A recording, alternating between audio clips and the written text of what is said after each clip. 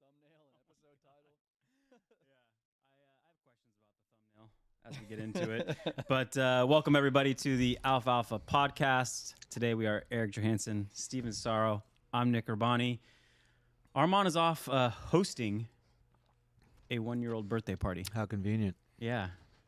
I don't know if it was a thumbnail that scared him off or his daughter's 1 year. I noticed birthday. he's not in the thumbnail. Is he ashamed of us? He is now apparently Alex Jones in the thumbnail. Yeah, we replaced him on the pod.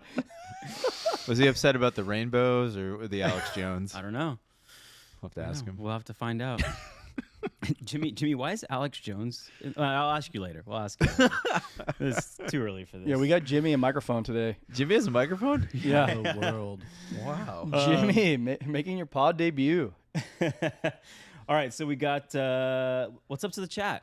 We got Edmund in there. We got Paradox. What's up, everyone? Thanks for joining. And shout out to everyone. If you want to support the pod, go to streamlabs.com/alfalfapod. I think Edmund's on the top donators list. Speaking of Edmund, I think he's top 3. Thanks, I bud. think Maybe he's top three. 2. top 2 maybe. Not number 1, though. Kind of weak. Do you even lift, bro? Do you even donate, bro? All right, well, what are we drinking today, Steven? And maybe more importantly, what the fuck are we drinking out of? So I got you all your own Stanley. Oh my God! Thank you so much. Yes, that's so, right. but this isn't the Stanley Cup we talked about last week. No. That's the one for the chicks with the straw and everything. Ah, so this is a manly This is the Stanley beer pint. Okay. The Manly Stanley. Yeah. Yeah, that's what they should have called it, actually. That was a missed The opportunity. manly Stanley. Huge missed opportunity there. What's in the manly Stanley? The Manly Stanley, we have I went with a Mexico theme. We got a mezcal watermelon margs, I like that. pretty delicious, They're and yummy. then little Negro Modelo I like that. to finish it off. Wash her Wait. down. Can we, Jimmy, when you get a chance, can you throw up this Stanley Cup? So, are these the ones with the lead in them? I don't know if you guys saw this, but They all have lead. so You can see one of them on. You can see the beer pint on yeah, there. we're showing on the screen here a tweet that I says, saw this right after I bought them all. This is 9/11 for 37-year-old white women with least Escalades, and I guess apparently someone had taken one of those lead tests, like a swab, and they swabbed like a Yeti, an Arctic, and a Stanley, and apparently the Stanley did not pass the test. Confirmed lead. Confirmed lead. Is that bad for you? I don't know. I'd suppose so. If they have a test for it, maybe it's probably confirmed. Can you bad. imagine if every sub 40 woman in America got like lead poisoning? It's like Stanley was just like a gigantic, like Chinese psyop. Well, not really a psyop. Fizz op. Now we have no more women in the U.S. Damn. Well, this is quite convenient. This would be a plot for the worst like zombie movie ever. Just like the only people left on Earth are the people who didn't drink out of Stanley cups. It was the ultimate Darwin test. We fail miserably. Just to be on the memes, we failed. All right, well, let's give a shout out to our sponsor. Go to zbiotics.com/alfalfa. You get 15% off your first order if you use Alfalfa at checkout. I took my Z-Biotics. Actually, Steven gifted some Z-Biotics on my desk earlier. That's right, I appreciate did. that. I appreciate that. I So- stole a lot of yours. Yeah, I guess maybe it's like a repayment of a loan. Yeah. I think there's a lot of that going on in this office. I might have to start accruing Yeah, with some interest. debts. Yeah, with interest, with points. But yeah, as a reminder, take Z-Biotics before you drink. I took mine a few hours ago, and yeah, it makes you feel a little bit better in the morning than you otherwise would. And go to zbiotics.com/alfalfa to check out the discount code. And yeah, I think that's it. Anything else? Yeah. Shout out to our NFT collectors from last week. We got Feech and Zimv.eth. Okay. Zimv. I don't know who that is. Do we know who that is? I don't know, but thank you, Zimv. Yeah. Nice. Thank you for making an appearance on the leaderboard. Shout out. And in the number 1 spot, of course, Dan Simmons, the legend He's still a legend. himself. Danny. Always in there. We love you, Dan. You got Dan and Feech. I'm assuming we'll see you in East Denver. I'm hoping. I hope so. Yeah, I think I peeped in. Shout out to Paradox, by the way, who's in the chat right now helping organize. But I peeped in that chat just to make sure things were happening, and you guys were on it. Things were By you happening. guys, you mean not me. I mean Eric. I'm looking at Eric. well, Definitely Emma's not me. already planned it, so it's going to be Thursday night, the 28th, Okay. at 5 p.m. Cool. at Bierstadt, the same place we went last year. Oh, that was a great place. It was perfect. Yeah, fun, easy, lots of alcohol, good food, some games to play. So everybody sign up on. We'll drop the link in the Discord. Okay. We already got a donation. What? Yes. Okay, The Jimmy. legendary Can you read this out? Rectum. What did he say? So Rectum tipped $69. ETH is dead, and Steven killed it. Nice debut, Jimmy. Well done. Yeah. I wish. Thank you, Reptum. No, thank you to Steven. I wish I had the power to move markets. Well, I just say what they're doing. also, Rectum, thank you for the transition because we have a little topic here, money topic to hit off the top here. Andrew Kang posted a tweet, and it's basically like an ETH or Sol discussion. Maybe we can get the tweet up there just so everyone can see it. But essentially, he's saying that the Sol BTC trade is better than the ETH BTC trade. So he says that for ETH, there's really no one to switch from Bitcoin to ETH anymore. That phase happened last cycle. And, ETH's got a lot of technical debt. It's got a lot of age. Solana is now a solidified, legitimate blue chip player with Lindy. Maybe questionable. But, so I'm having a little personal crisis because I looked at my portfolio before, my crypto portfolio before we came in here, and I show like a 4% next to the Sol ticker and like a 75% next to the ETH ticker. Yeah, you're critically underallocated, like myself. Are we though? I don't know. Yes. Yes. Yes, you are. I think so. I mean, I think he's probably right that Solana is gonna outrun ETH. You've talked about this before. Yeah, well, I mean, his logic is that if you're bullish on ETH BTC, then you should be bullish on Sol BTC more.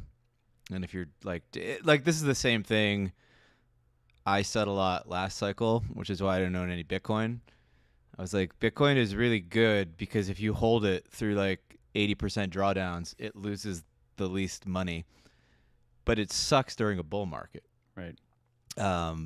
So that's the caveat there. Like if you know you're in a bull market and you're just trying to run up an account, it's obviously dumb to just buy Bitcoin unless you have like $600 million. He also suggested that like ETH is stuck because you might see a rotation out of ETH into some of these layer 2 tokens like Arbitrum, Optimism, and I mean I feel bullish about those charts against ETH. That's why I hold some of them in the first place. I mean, there's a lot in this tweet I think that is accurate and good to talk about. I think one of there's a bunch of reasons why Sol's probably going to go up more, right? Like the main one is that it's just like a fraction of the market cap, so it requires less money to pump the token, so it goes up a lot, right? Now, normally you can kind of use this logic where like, oh, if you're bullish, why don't you just buy some 5 million market cap shitcoin? It'll go up even more. There's like a point where liquidity matters, and I think his point. And keep in mind, Andrew Kang's probably, I don't know, he's probably worth like $300 million at this point, right? Like, what's interesting about Sol is it has like exactly as much liquidity as ETH now for the most part, from what I can tell. Like maybe more, maybe like higher daily volume, and at a lower market cap, and it's like higher beta to crypto overall. So it's like a super interesting asset to trade. It's like the main thing I'm focusing on trading for sure, because like it's got like the perfect combination of like immense volatility, super high beta, but like also really, really deep liquidity. Like you can just market buy like a huge chunk of money and not move the price a lot. Whereas if you do that with tiny coins and you get like slippage in your account, bad things happen. I think his comment about all this other stuff sort of sucking up liquidity from ETH is also accurate, right? Because you could buy ETH, but if you think ETH is going to do well, it's probably because you believe in the restaking narrative with Eigenlayer. Well, maybe you want to buy Lido or Pendle, or you think L2s are going to be a thing. Well, maybe you want to buy Arbor OP. Like, what do you buy on Solana? Like, I guess now you can buy Jupiter because they had the airdrop today, but like, it was basically just Solana or Bonk, right? So Solana's in this weird position where like all of the money is going into Solana because there's like actually nothing else to buy. Whereas on ETH, like if you believe in the ETH narrative, like there's actually all these other coins like sucking up liquidity. And like his other point here that I think is interesting is that like people are using ETH as like cash kind of, which is like what I do, right? And you're basically selling ETH to go into the riskier stuff when the market goes risk on, which puts downward pressure on it. It's like it's a really interesting. I mean, it's funny you mentioned that because like I was trying to like, update my affirmations on why I have so much money in ETH, and the two things I mentioned, 4844, it's going to decrease fees on these layer 2s. It could bring a whole new wave of apps who are probably waiting to launch until the fees are low enough to launch their applications. But like if you believe in that, Solana's already cheaper. Well, it is, in fact, but you may want to just buy Optimism or Arbitrum if you believe in that narrative. I don't know what you buy for the restaking narrative. You mentioned Pendle. Hell of a run. Pendle last is 30 days. absolutely slaughtering. Yeah, you've been calling that one for quite a while, sir. So Been in that for a I while. can't reach you, Yeah. but pat on the back. Thank you. Eric, any thoughts? Are you questioning your bags? Yeah, I guess the question I have for you guys and like how you think about this is like, so Solana can be higher beta. I'm assuming that it's also higher risk, right? Yeah. Do you think that it's like a higher Sharpe ratio? Do you think that the risk reward is better on Solana than it is on ETH? Because like if ETH 4 or 5x's this cycle, I'm actually like pretty comfortable there capturing that. Like, do I need to step further on the risk curve? Like maybe not, but like, would you accept the higher risk if there is higher and risk? you're basically saying higher drawdowns, right? Yeah, In that. yeah, and like particularly for like longer term holders, because this cycle is going to last for as long as it does, and when it ends, everything's going to draw down again, like it always does, and Solana's probably going to draw down way more than Bitcoin and ETH. Right. So. Oh, but we're going to sell the Pico top, sir. Yeah, of course we do. Yeah, of course we are. But I guess like that's my question: is in your mind, do you think that like the on a risk adjusted basis, Solana is still outperforming? Yeah. For you this do. cycle. Well, like I think Solana wildly outperforms the cycle, but I think at some point there's either some black swan event or there's like a realization that Solana's basically like ETH, and that once you get a certain amount of transaction volume, you do run into hardware limitation. Like, and then people are going to start talking about, well, how do we scale? Like the same thing is going to happen. Like ETH, just kind of got ahead of that ball. But like people don't see that. People are just like, oh, it's like expensive and slow, and I hate it. Like people are just like, what's happening in front of me right now, especially in crypto. Like you kind of just have to embrace that. Like if you want to trade to that bull point, markets. the only when I read this tweet, the only sentence that I was like, well, I'm not sure that's correct. He said, not only does Sol not face these same issues, but it also has crossed the chasm in becoming a blue chip L1 that has stood the test of time of multiple cycles and is now Lindy, as in it's stood the test of time. But I don't know if this is a multi-cycle coin at this point, right? It's Lindy. I think it's like the last L1 that's going to be like a non-EVM chain that, like, I don't know. I guess like you've got the move language on Aptos, but like I don't think there's going to be any more L1s that gain traction anymore. Like I think it's done. Yeah. Right. So now I think you're going to have like the somebody else coined it, like the analogy is like the Android versus Apple fight, or like some other sort of battle. Like we have this a lot in tech where there's like this incumbent and there's just the other person positioning, and they go after different things, and there's that like fight. I think we're in that fight phase now.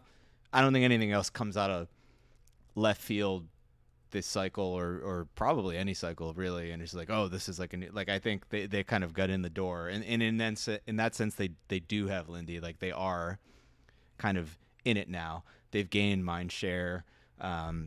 They have like a huge hold on the narrative. Like a lot of people have gotten relatively wealthy in the last year, which is, it's what have you done for me lately? that matters. So I mean, as a go-to-market strategy, I don't know if this was intentional or not, but I like Solana just be like, let's crank the throughput. Let's let as many people on as possible. There is going to be challenges later on that you mentioned, Stephen, but who cares? Let's just capture market share, get users, get apps on, hopefully on board some really attractive, large use case app, and then we'll solve it. And maybe ETH was a proof point that like you could change the monetary policy of the coin later on, and we'll just deal with that when it comes. I don't know if it's going to work out better for Sol than it did for ETH, but they might certainly capture more users, like end users. I don't know if they'll capture more developers, but more end users by taking that go-to-market strategy. I finally read that Fire Dancer white paper. How's it look? From Santiago's episode on Blockworks or whatever he was on. It's a good narrative. It like this thing's like a pie in the sky, right? Like it's gonna take a while. yeah, I mean, Fire Dancer is cool for like running NASDAQ on the blockchain. It's equivalent of the merge, like it'll happen 2 years. Is that you're saying, Eric? Yeah, like it's yeah, gonna I think happen like 2 years later. It's a cool narrative that's like not happening, but it's like something to like look forward to. You always need something to look forward to. I think right now ETH has like this restaking thing to look forward to. You always need something, right? Yeah, I mean, like to me, like all of this other stuff it's just smoke and mirrors, and like you talk about the tech. Like it doesn't really matter over the next year, the next 2 years. Like what Kang said that is correct is like this is the coin that has like the best ratio of like liquidity in like beta to like whatever your kind of crypto benchmark is. Plus, it's and this is correlated, right? It's just like a smaller market cap. Yeah. So it's kind of like the sweet spot if you are like really, really big money for sure. If you are like normal people, I don't know if that's the case. Like I don't know if you need like the liquidity of Solana. Like you could probably actually buy something like kind of lower down the chain and still kind of capture the essence of that thesis. But this is nothing new. It's not like a knock on ETH. It's just like what happens when you become like really, really big. you Right. know? It's weird. It's not happening to Nvidia or something. Yeah, but there's no I don't know, ASIC coins you can buy. But like in the Nvidia, for NVIDIA all that it's ecosystem. done, it's ripped faces off, right? And it's up like 50% from like the last time we talked about it ripping faces off. Like Solana went up 300%, in like in a much shorter period of time. And some of these things will do like 10x's and stuff. So it's kind of similar to ETH. Like that's what ETH's going to do. It's going to go up like 50% or like 100%. And it's like having its kind of first DeFi like primitive show up. But I do like your point that when you look at Solana, the option is buy Solana or not buy Solana, and then you look at ETH and there's this whole ecosystem of things that you can invest in, and maybe they're not getting the full allocation. ETH's not getting the full allocation that like Solana is of its own ecosystem. Yeah, I mean everybody I think is just still like really underinvested to it, and then into Solana on like a relative basis, and then the more it kind of goes up, the more everybody's like, oh shit. And I think like these coins like the Jupiters of the world, they're going to maybe do some like really dumb multiples, because I think a lot of people are going to be like, oh god, I'm so late to this trade, I'm massively underallocated. What's higher beta than Solana? I'll just invest in what tokens are there, and there's not that many. So then they'll go like, all right, screw it, we'll just buy Jupiter or whatever other token exists, and then that stuff's going to get kind of inflated. And then like people have been talking about the relative trade now too, like where you're just like, okay, well if Jupiter's going to go to this, then what's on Ethereum that's on a relative basis going to look like everything in crypto is like relative. It's not anchored to anything. What's like the fully diluted value of Jupiter compared to Uniswap right now? I don't know. I haven't checked. I think they're probably close. I'd be like It's interested probably- in comparing it's probably Jito close, versus Lido as well. It's probably a good comparison. Uniswap looked interesting, by the way. I was thinking of You've been saying this. I'm just waiting for you to drop the bags. I did buy a little bit.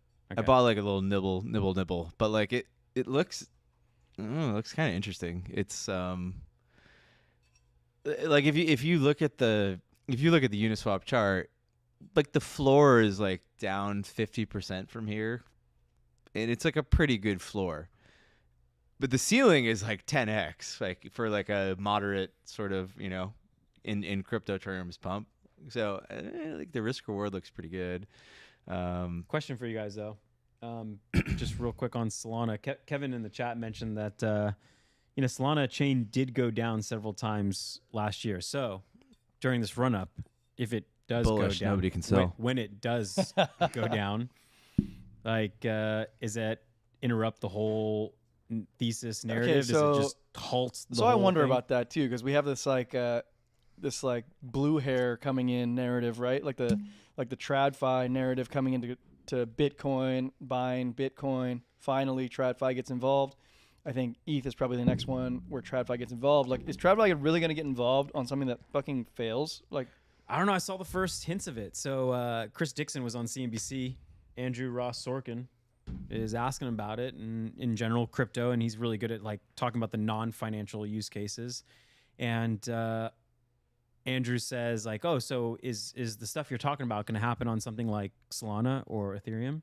And it was the first time it was kind of included in that right? context. So maybe it's starting. It's already started. They still showed the chart for like XRP and Bitcoin Cash on CNBC. So So Not XRP there yet. got hacked today. Saw that that real? too. Yeah. yeah, it was A real. couple $100 million. Yeah. I mean, it's just like, Well, It's let's just print more of it. yeah, it's It's kind of fucking like beautiful. something in the woods. Does anybody care? I don't know. Kevin said Jupiter and Uniswap have the same valuation, Yeah, there you go. Oh God. which seems uber bullish Uniswap. I think at some point. It has to be, But, right? like, yeah. So, like that seems not Like, I wouldn't even correct. be selling Jupiter. I'd just be buying Uniswap. correct. Right? Yeah. You don't sell Jupiter. You're just like, oh, the market really likes that. Well, they're really gonna like this when they Right. figure it out. But to be clear, I'm not gonna go broke holding ETH if I just continue to hold my stack. No, like I I'm not gonna said, be homeless like in a. it's like by I end said, of the I said cycle. in the predictions. I just think it's going to disappoint people this year, and I do view it kind of as cash. And like to Eric's point about the volatility, like you have to ask yourself, like, well, if I'm bullish crypto and I have like $10,000, do I put $10,000 in ETH, or do I put like 5,000 in Bitcoin and 5,000 in Solana, right? And then you may end up with a portfolio with like similar volatility, but that actually returns more, right? So you don't have to like put the whole allocation in Sol. Like you could go into Bitcoin or go like a portion into cash, Okay. you know, which I think is like an interesting So strategy. I have a real estate deal that sold, and I'm not gonna 1031 it. You're going to have an influx of cash. Yeah, it's not a lot. It's a schmedium bag. Uh-huh. So maybe I should get those percentage points up do on you Sol. own any Sol? Yes, Okay. 4% of the. Like I'm overweight Sol on a market cap basis. It's just like I still feel like I don't own enough because ETH is so much bigger. But like I probably am like 4-to-1 ETH to Sol, I think. And what's the market cap Is ratio? it 10x larger? It's probably about 10. Are you saying that I I don't should know, be Sol moves market so cap fast. new? No, I like think it's probably about 5x, maybe.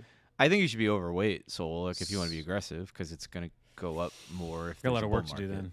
Yeah. Here's like another thing I was thinking about was the ETHE instead of ETH, because you get the discount narrowing, but that discount's not even that wide. It's like 10%, 11% right now. It's not even that The compelling. grayscale. Yeah, Is that- the grayscale. Is that the market pricing in a potential ETH ETF? You think why that's so narrow? Yeah.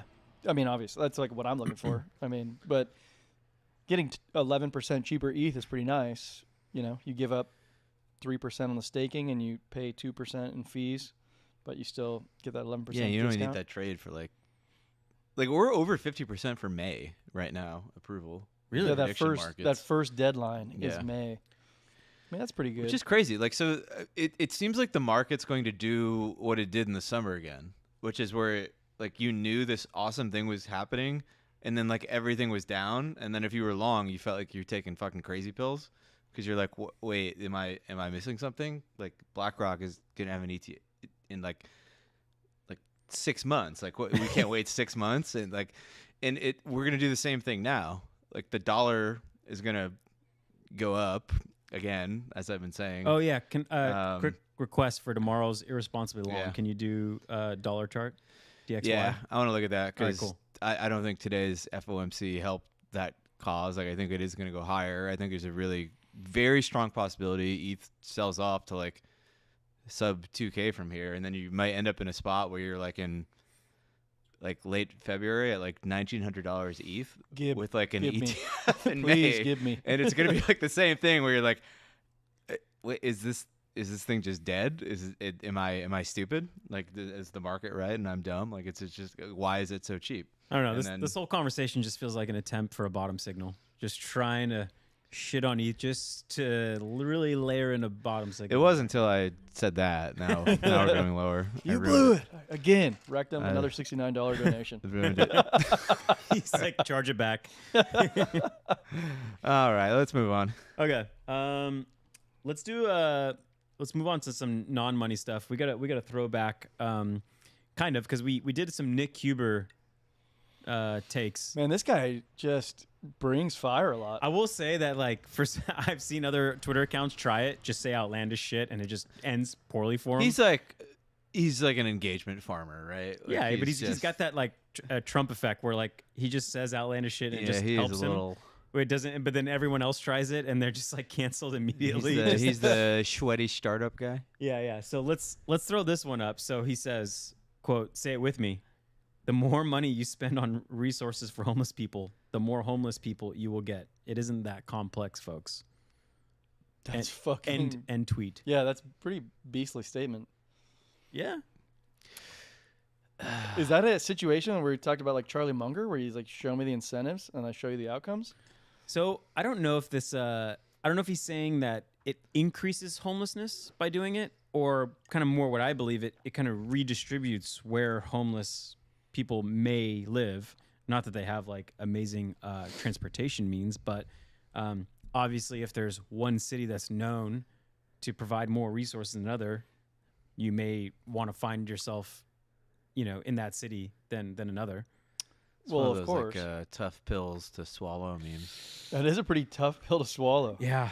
I'm wondering if it's not like a simpler question that somebody asked themselves, where it's like, I could pay $1,700 a month in rent for like a shared room, or I could just live for free, because a city like Denver gives me a fucking bed anytime night I But want to. you're also making like a rational, semi-sober argument, and I don't know if that's the case. Like, if you talk to people who work with homeless people and tried to help them out, like in particular in San Diego, I'm sure it's similar to other cities, they will say that the majority of them don't necessarily want to have, they're not necessarily, their goal isn't to find a home permanently, and to do whatever it takes to get that home. So I don't know if the rational argument plays in this one. I don't know either. So I found two ends of the spectrum. So on one end we have San Francisco. You got a pretty large, let's call it anti-homelessness budget, and depending on the stats you pull, it's Are they number one? Because it felt when I Do you lived know how much there, they spend per homeless So person by any chance? I found ranges. So Oh, I you found got on, it. on the low end I found I'll go. $56K per homeless, 56K and on the per high end I found homeless person? $92,000 per homeless Oh, per no. year. Oh no. Per year, annual. Oh no. So that doesn't back out. Okay, so his tweet is both right and wrong. So it's not like it's either not a linear relationship, like, so you have to spend a minimum amount, right? So there's an amount to spend that is good, and then it goes down. But then if you spend too much, I think it does start going up. So either the chart looks like it goes down and then up, yeah. What does that look? or you spend nothing and it's just a linear chart, but you have less homelessness because just people are dead, Do you know what that curve's called? I like finding Right. names which is for not curves. Because which it's is not- not good because it's So- not diminishing returns. Because actually, when you go higher again, then it spikes up Is again. that bimodal? It's a bimodal.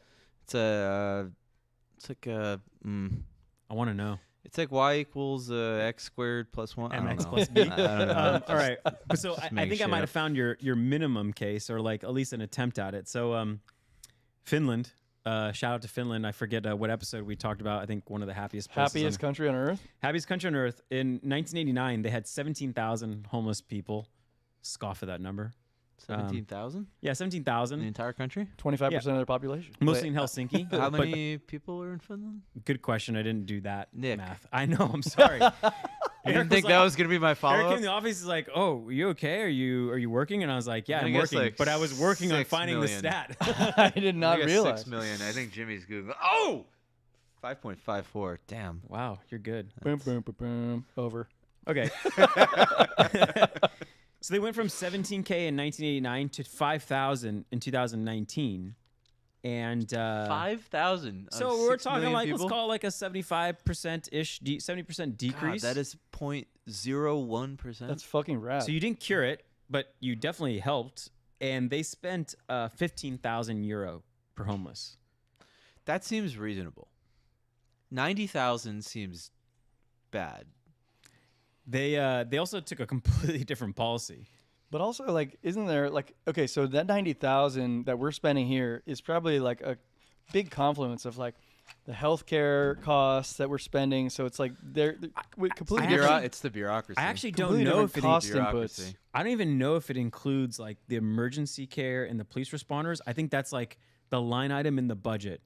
That's like No, it's got to Let's include fix- that. It's got to be somebody trying to inflate that number by like lumping everything in to make it look really shocking. yeah, maybe that's why the wide range. But it's like kind Finland of rents must be very cheap. Yes, Finland rents are probably very cheap because they did take a housing first policy, as in like, well, let's just use the money, we'll put them in housing. It's 100% unconditional, and you know, they have like social workers that'll like help them get other benefits that the government provides. I don't know what that is. And I think San Diego's even tried something similar. It didn't necessarily work. Okay, this is one of those things that grinds my gears because like the word is homeless. So people are like, "Oh, homeless. So if I just build a home, then they're not homeless anymore. We build home." That's like the logic. But like people aren't like all homeless just because they don't have like a home. Like it's I think mostly because they're addicted to drugs or like some other reasons. Like, and even if you gave them like a home, right? Like shit would still go off the rails. Like their Right. life wouldn't totally be fine just because of that. So, do you guys remember we had like an episode on homelessness like almost a year ago? I when- remember. when I we- remember. I remember. So I didn't go back and look at the notes. I should have probably used Steno for that. To No, I see remember, what I said, but I remembered the sentiment I had. I remember exactly what you said. What I was saying that like maybe it should be illegal. You said it should be illegal. Illegal to sleep. No, on I like the street in that. I like public that you places. said that because it opened my mind to that as like even a possibility. Like that shouldn't be allowed. And I remember I had a pretty strong argument. I don't remember all the points. Well, you of said it was going to be better for both. Like you don't allow it, but then you put them in a house somewhere else.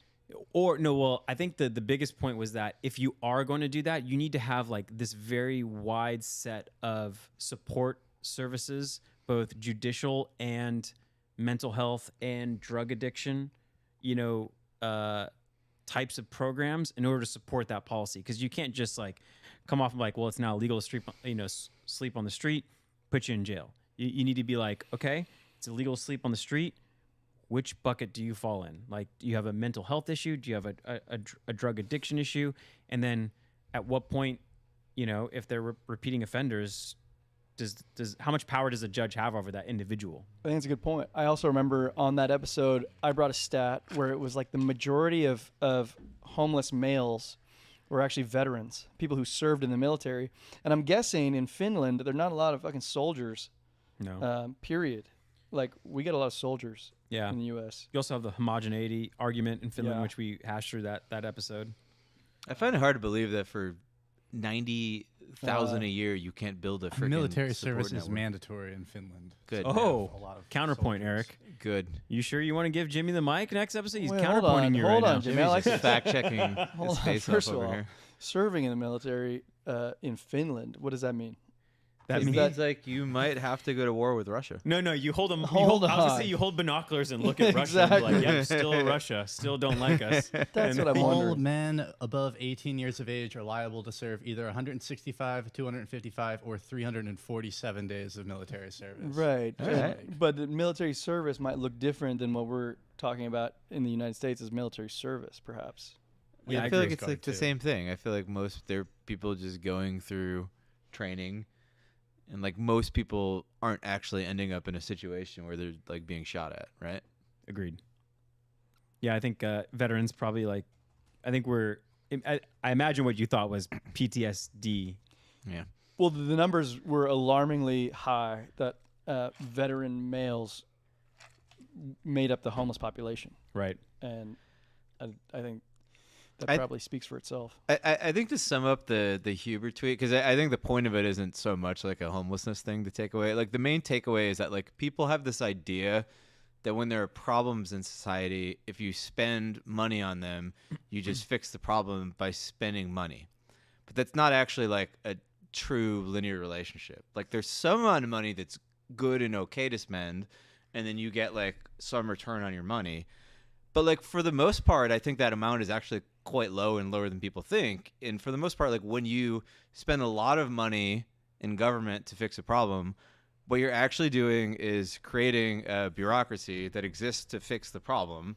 But then what you're doing is you're putting a bunch of people in salaried positions and giving them a budget year after year that they have to justify, and they can never stop justifying the budget, right? So if they solve the problem, then there's no need for the budget anymore, and they lose their jobs, right? So year after year after year after year, it never goes down, it only goes up. You hire more people. You can't ask for less because then that says that your reason for existing is not. Yeah, is not and then this worthwhile. becomes the Charlie Munger thing. Like, show me the incentive, I'll show you the outcome. Like, the incentive is not to solve the problem if solving the problem means a bunch of people no longer receive a bunch of money per year to do the thing, right? It's like this weird perverse incentive that exists everywhere, and it's like in like all areas of public life, and people should be aware of that. It's kind of an important thing to keep an eye on, you know.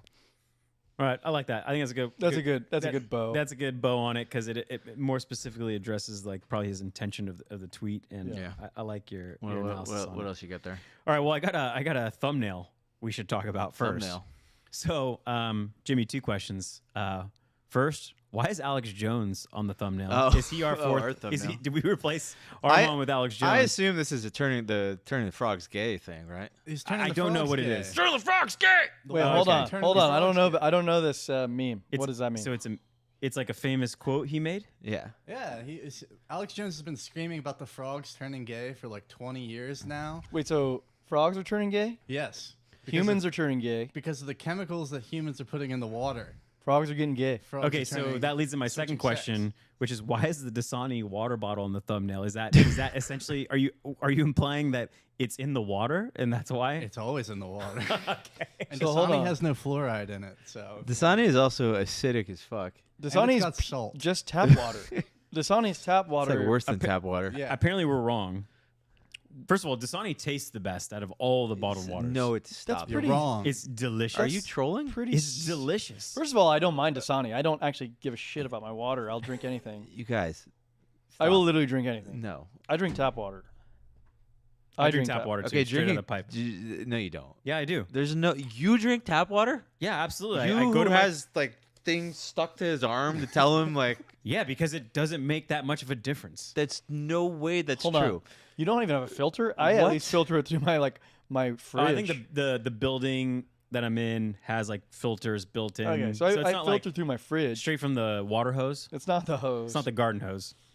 Okay, dude, as somebody who grew up with like an actual Swamp? well, It's called a Yes. swamp, Steven. yeah, so on the swamp we had our own well. We had By a the way, well. if anyone has a good But an nickname actual that well. involves swamp, Okay, my parents have a well in Wyoming, and that shit is pure. It's pure. Yeah, it's so So when I good. came out here and drank the tap water, I was like, oh my god, Like, this is it's like. awful. I was like, what? Who would drink this? wait, what does it taste like to you? It tastes like dog shit. Like, It's like metallic, swamp. or what do you It's mean? just like you could like. That's the irony. It Can tastes you like not swamp. taste the difference between good water and bad water? Dasani tastes the best. It's just this like you guys gave him money to do this. He's right? trolling. I'm dead There's serious. there's no way that First of all, I can't taste the difference. Nick, I trust that Coca-Cola would make the most artificially tasting water. Their incentives are to do the best for the people. And It's it not turns profit. out it Yeah, it's not profit. perfectly based. fits my taste buds. man has a 3 potato chip per week limit. If he's drinking Dasani, I don't buy it. Okay, so hold on. Dasani's turning people gay though. Okay, no. All right, so let's get into this. So we saw a stat here.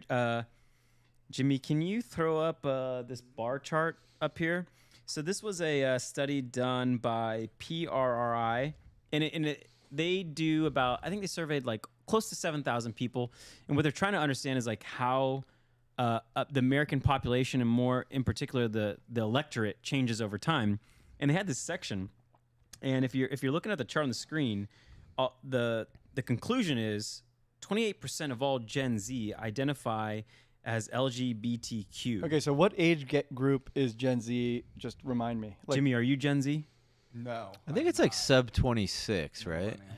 Yeah. 26 and below is Gen Z, and a quarter of these people, more than a quarter of Roughly. these people. Well, there's Gen Alpha now. Okay, But so they're like what, in preschool? I think they're in like high school or middle school. okay, so there's like a teenager to 26. 11 to 26. 11 Ooh, to nailed it. 26-year-olds are Gen Z, and 20-something% of these people, 28% you said, 28%. 28%. identify as LGBTQ. Yeah, and so the play on the play on words about like, are we all going to be gay in 2050? Is that if you look at silent generation, 3%, baby boomers, I would long this trend. 4%, Gen Xers, 5 to 6%, millennials, our generation, looks like 16%, and we're leaping to 28%.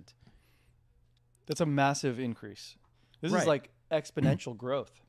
In I didn't do too much like data digging, but it seems like the global average, if you just took all the countries and kind of average them up, it's 9%. Yeah, I was gonna guess 10. Yeah, 9. yeah. Yeah, 9. About right. Okay. So, I mean, I just want to know This why. is wild. If you had 25 Zoomers in this room, 7 of them, 7 out of the 25. Is that right? Yeah. Yeah, would be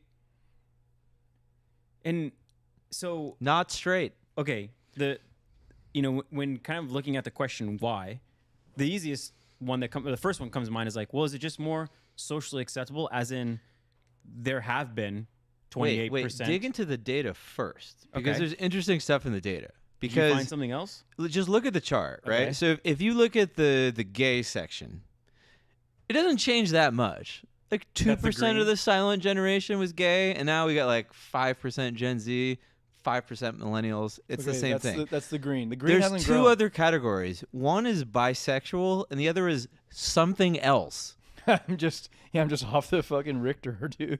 Bisexual is up like 15x from the silent generation, the boomers. Doesn't even register. Do you look at charts? Because you're doing a much better job of this. Yeah. And the something else is up like infinity. Like it didn't even exist in the silent generation. The silent generation was just like straight or gay. Just bam. Right. And then 8% Now- is something else. So are you saying because there's more letters now, that's a potential why? well yeah, because there's so many fucking letters. there's so many letters. So when the only letter was like G, like if you add more this is just like a chart crime, right? If you add more letters, then the chart number will go up. Like you can't just if you keep adding letters of the alphabet, then the chart's just gonna go up and up and up. Okay, so the silent generation, you're saying didn't have No, they all didn't these have letters. Yeah, they didn't have the they do the now. B and the T and the Q and the plus Oh, and they the don't even know that 2S it and exists. the dollar sign. Like none of that existed. They just had like the G and the L. Okay. And I bet you they asked these people between August and September 2023, but the baby boomers and silent generation, like, what the fuck do those even mean? I don't understand those. Yeah. They don't even know if they may fall into that category. There's more identities. It's also like if you went into like 1914 and were like, are you pansexual? That would have been like, what? Yeah, but this isn't a study of that cohort at that time. Like they didn't, This asked was from 14-year-olds, August of 2023, right? Yeah, this is just Oh, asking them. oh, like, they're 4 surveying months ago. silent generation who are alive. Right. Right, but like grandma's not going to turn 80 and then just decide she's like demisexual. Well, then does that pro or con the argument that like it's just more socially acceptable? You're just throwing out new terms on me. Like, These is are that- all real. These are all Can I real. just get this one out there? Because Tom Nom Nom, our favorite gay community member, and I can't believe and he's friend, not here for this. It's so sad. He said he couldn't join because he's off being gay, and he said be nice to the LG HDTVs. And I fucking couldn't stop laughing. But anyway, like, kind of, the point of his joke was like there's a lot more letters now. So Okay, so I mean, you're right though. There are a lot more people who are. Let's just call them like not straight. Like that's a lot easier than all the letters. yes, Too many letters. It's too many letters now. I can't deal with it. And I think that's like an interesting question because it's 28% is so high. It's so high. It's very high. It's so high. 1 in 4, over 1 in 4. It's over 1 in 4. Yeah, it's a lot. So, but again, my question is, Hold on, can you go back to the chart? Because I just want to see again. I want to dig into the something else. The something else is definitely it's definitely the T's. The T's in are, the Q's. but they, The T's and the Q's, maybe the 2 S's. but don't T's, Wait. don't T's like still identify liking another gender, like as their orientation? Okay, you really. I don't understand the you're question, and I really, refuse to answer. you're really turning over. I don't know if you want to turn this rock over. First of all, We can turn it over if you want. Like, I got some information that's you just might not saw- like it. I just saw this Nick Swartz in stand up. He's like on his Facebook profile. He's like, you can say you're like straight, gay, bi, other. He's like, I just jerked off to my stove. Like I don't know what to do. Is that an option? What do I do? I bet you if Jimmy Googles it, that is a sexual orientation. Yeah, well, you gotta have a Appliances. name for it now. Another acronym. appliance sexual. The appliance aisle. Sorry, Nick was trying to ask you a question. I'm trying to ask a goddamn question. Get trying in to there. give us a Okay, prompt. so is it more socially acceptable now? Is basically have 28% always been? Objectophilia. Oh my Oh god, my god. Jimmy! Yes. from the rafters. Objective Objectophilia, sexuality. also known as objective Romantic and objective sexual sensuality. attraction to specific objects. Oh, Oh wow. objectophiles. That's the Objects orange. such as trains, bridges, cars or words. Trains the and bridges, trains, man. cards. Trains. I love bridges. Like people are just like, I want to fuck that bridge. There- good looking when you bridge. drive by San Onofre and you see those nuclear reactors, those big tits. Oh yeah, So Southern Californians. that's know, normal though. Those are good old heterosexual objects. That's a bit of an Yeah, that's good old objectophilia. heterosexual jokes. Those don't land here, sir. Dude, those are fucking hot. Oh god. Those are huge. Oh my god. You Look gotta at show those on the screen. Yeah, you gotta drive by that every time Yeah, you no go one to calls LA. them the San Onofre nuclear reactors. They I just call had them no the idea what the name movies, yeah. was. Wait, put those on the screen for people who haven't He's seen trying to them. find. There you go. Yeah, they're You got them? fucking Yeah, those are perky. perfection. Okay, sign me up. I'm in. I'm in. Objectophilia. Other. Yeah, Immediately you're other. an orange. Yeah. Okay, back to my question. Part 5. Thank you. Part 5. Thank you. Is it more socially acceptable they already exist? You know, like Yeah. have 28% of people Good question. been in this category, not straight, this whole time, And and it's now just- it's just socially acceptable. So Right. like, yeah, I feel better just marking yes now. Where Like, wouldn't you see that same percentile sort of like go all the way down those age groups? Like, because it's the social acceptance across all age groups, right? yeah, and I would think you would see maybe the global average go up. Maybe not in certain authoritarian countries, but most Western, open countries, you'd kind of see the global average tick up, maybe close to that 28%. So maybe we wipe that one off. I as think like, it's an American phenomenon, and I also think it's based off of the stuff they put in our food. like because the, if The you look food's turning us trans? Well, if you look at like what they're Jimmy's coming in. Yeah, Jimmy. I'll just throw it Jimmy out there. Jones. I'll throw it out there. Jones hot on the mic. If you drink The Dunkaroos are turning us. Q. If you drink the Kool-Aid, Dunkaroos aren't sold in Europe for a very good reason. Wait, is that true, or did you just riff on me? Pretty much the same. Like they don't have true. snacks. I feel like the UK has a pretty high LGBTQ population. Compared to the U.S.? I feel like it's comparable. Like They I don't snack like motherfuckers. I don't think we're.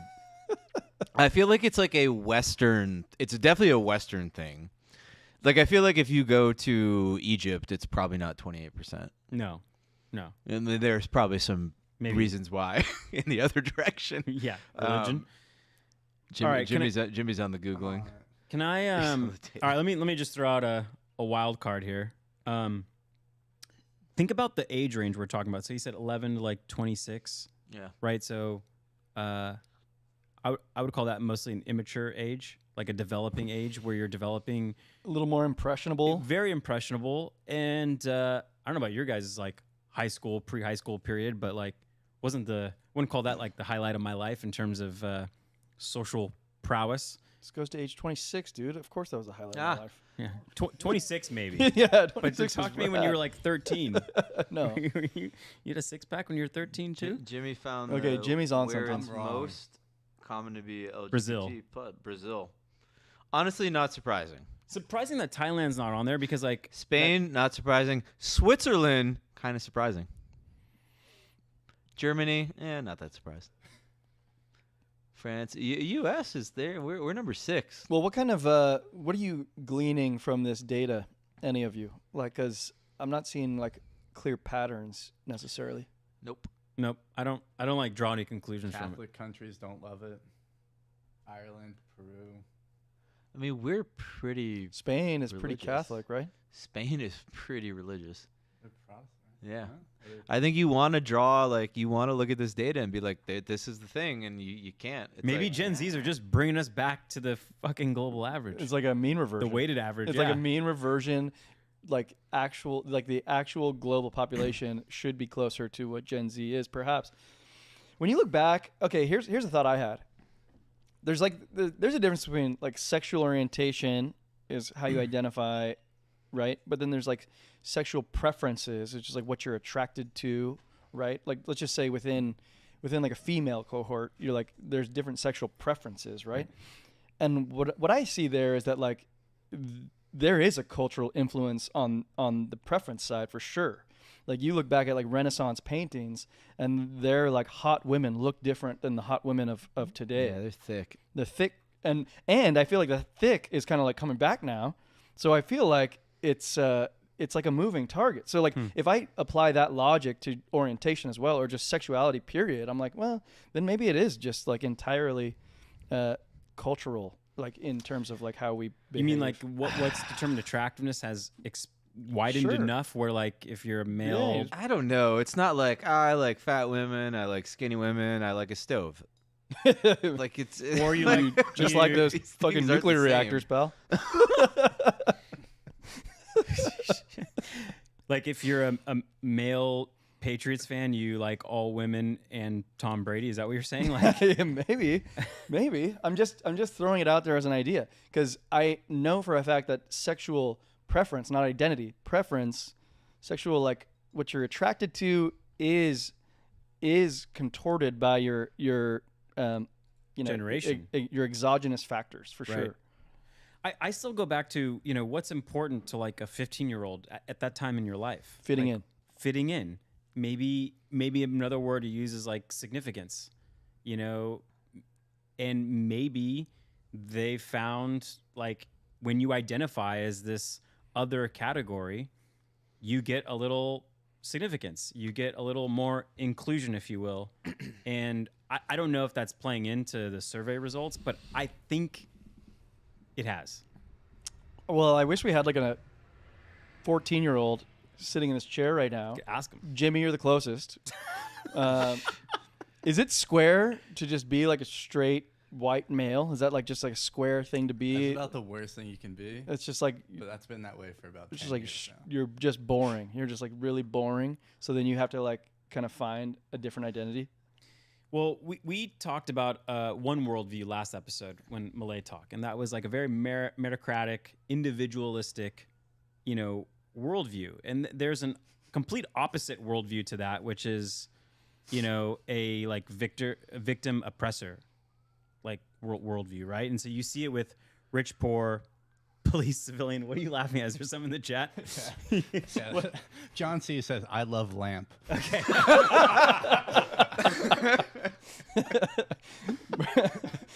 Brick, I feel like you're just saying things now. Brick was ahead of his time. Brick was so ahead of his time. Really like that lamp. Yeah, pushing those others. He was an objectophile. So the opposite of that worldview we talked about last time, like I said, rich versus poor, police versus civilian, white male versus non-white male, employer versus employee, like that fits into this like victim oppressor like worldview of where the world is this construct where there's employers and employees, the bad and the good. There's the police and the civilians, the rich and the poor. And like if you just someone asked me off the street, like, hey, is it cool to say that you're rich, pro-police, pro-white males, and pro-employers? Like, no, it just doesn't feel like Yeah, that. that's I don't even think that's cool. no, you. Yeah, that's No, pretty, and so similarly, like, does it feel cooler? And granted, we probably have the maturities of like a 15-year-old, but like, put yourself into the maturity of a 15-year-old, and does that influence how you respond and what you might answer in a survey like this, or just generally be? so like being gay or HGTV is more like punk rock now. I mean, and certainly, are you congratulated? Are you thumbs up? I mean, I don't necessarily think anymore that's like put down. It's mostly celebrated. Like, you are this. Congratulations, good job. Gold star, special status. Does that influence it? Okay, so it might not even be that it's cooler. It's just that you get some like acknowledgement, like they see you. Significance. Yeah, right. And then like yeah. if you don't have an area of your life where you feel that, which, I didn't have that many as like a teenager. And if you find this way of It's a cheat code. is it a cheat code? Is it a hack to like finding some significance? And it's a question. Like I don't know, but like that's Can't where my say that, mind Nick. goes. Can't say that. I said it. So am I bad now? Everybody wants to be an individual, and it's like a good way to like claim some sort of individuality. Even though it's like a super But- collectivist It's also, I don't know, it's group. both. I don't know. It's an interesting question, Jimmy. I thought I had a deep. Well, what do you thought, think but about what I said? Like, do you think that's? Would you somewhat agree? Very strongly agree? Neutral? Look, I think that Give you a Likert scale. if social media didn't exist, then 28% of Gen Z wouldn't be not straight, and that seems like an obvious, like, thought experiment to me. Okay, but can you break that down a little bit? Like, what is social media and the spreading of ideas like? Why does that? So I think the modern kind of network social media world just incentivizes uniqueness among all other things, like in a way that hasn't happened before. Like, you will frequently hear people say things like, "Oh, it's better to be loved by 10,000 people and hated by 1 million people than to have 10 million people think you're fine." Basically, just not give a shit about you. Correct. Like, this is like the Elon playbook. It's the Trump playbook. It's like a playbook that a bunch of people have kind of just jumped on. Like, any publicity is good publicity. Like, anything that is getting any sort of reaction makes you relevant. And to be relevant is to be good, because the worst thing in the world is to be ignored. Okay, so like I just want to be clear with what you're both saying is that you're not buying the 28% and their responses to the question. They are identifying this way. What would be fascinating to me is like a longitudinal study of this cohort. Ask them 15 years later, those same 7,000 people, and Right. But the stakes are recount. high because, you know, a lot of these people are going through like gender reassignment or something. So, you know, 14-year-old could be asking for gender reassignment based on this like social pressure to feel significant. But Yeah, which by the way, under 18, like, is completely ridiculous to me. That like, you know, a complete hormone gender reassignment surgery procedure under the age of 18 sounds absolutely ridiculous. But you're right. The stakes are higher. I'm just saying the stakes are higher Like, because that is like an option now. because when people go further down the path of not just this survey responding to a question, they take it the next step and the next step and the next step. Then we get to a place where it's like, well, now teenagers are like, making dramatic decisions. Yeah.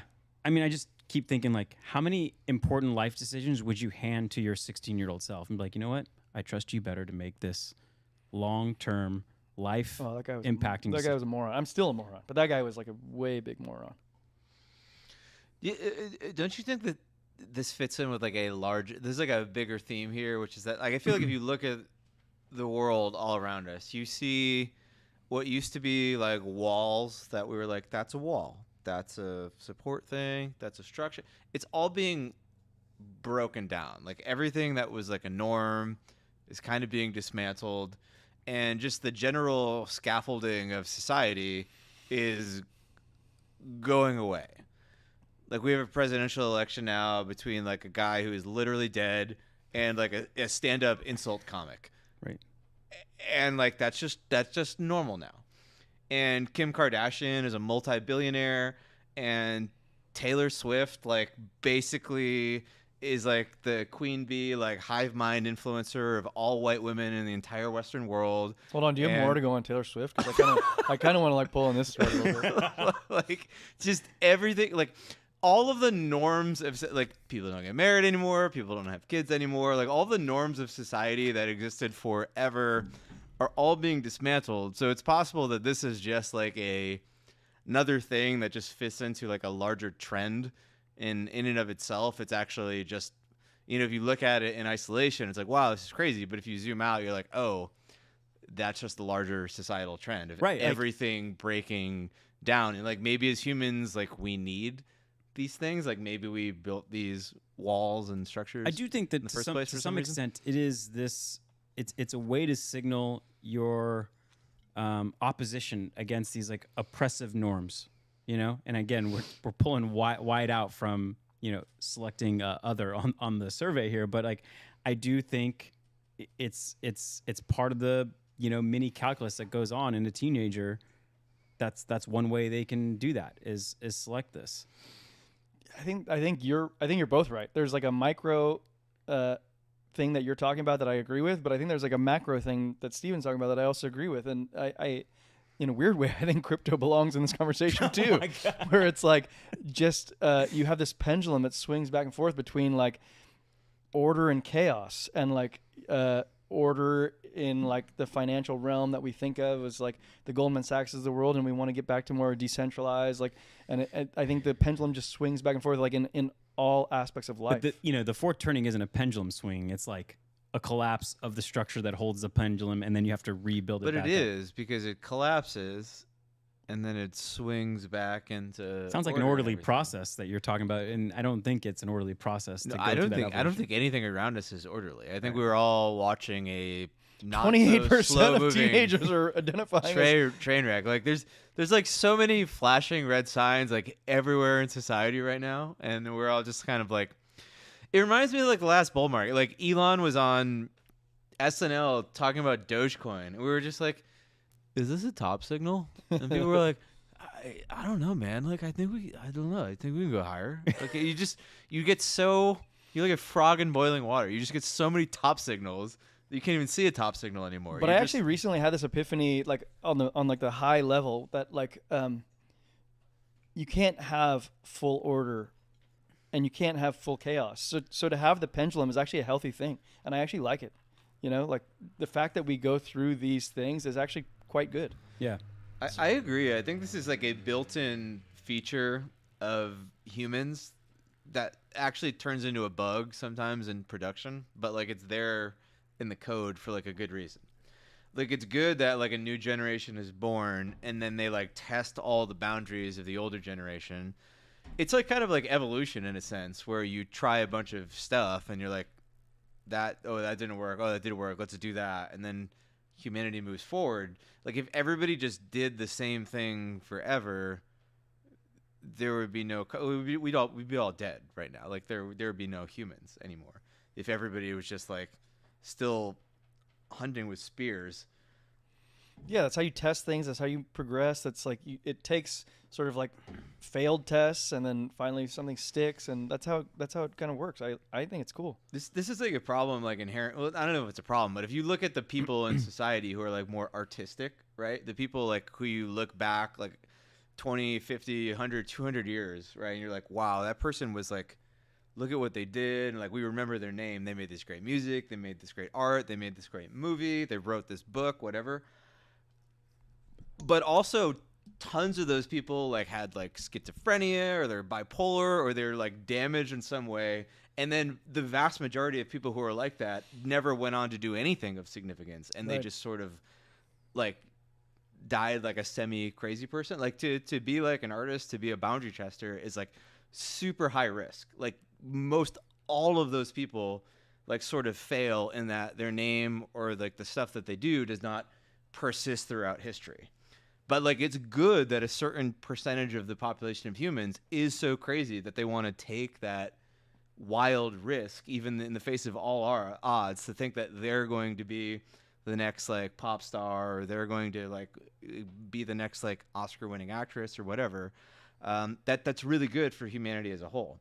But the presence of that gene in people, like if that like becomes like too dominant a part of the population or society, like the whole society can start looking like really freaking weird. Like I don't think it's not normal for like a human society for the whole society to be like I'm going to be an Oscar-winning actress. Can you imagine society if everybody in society was just like, Yeah. I want to be an Oscar-winning actress? We just like wouldn't have We'd plumbing. be dead in one generation. Like it'd be over.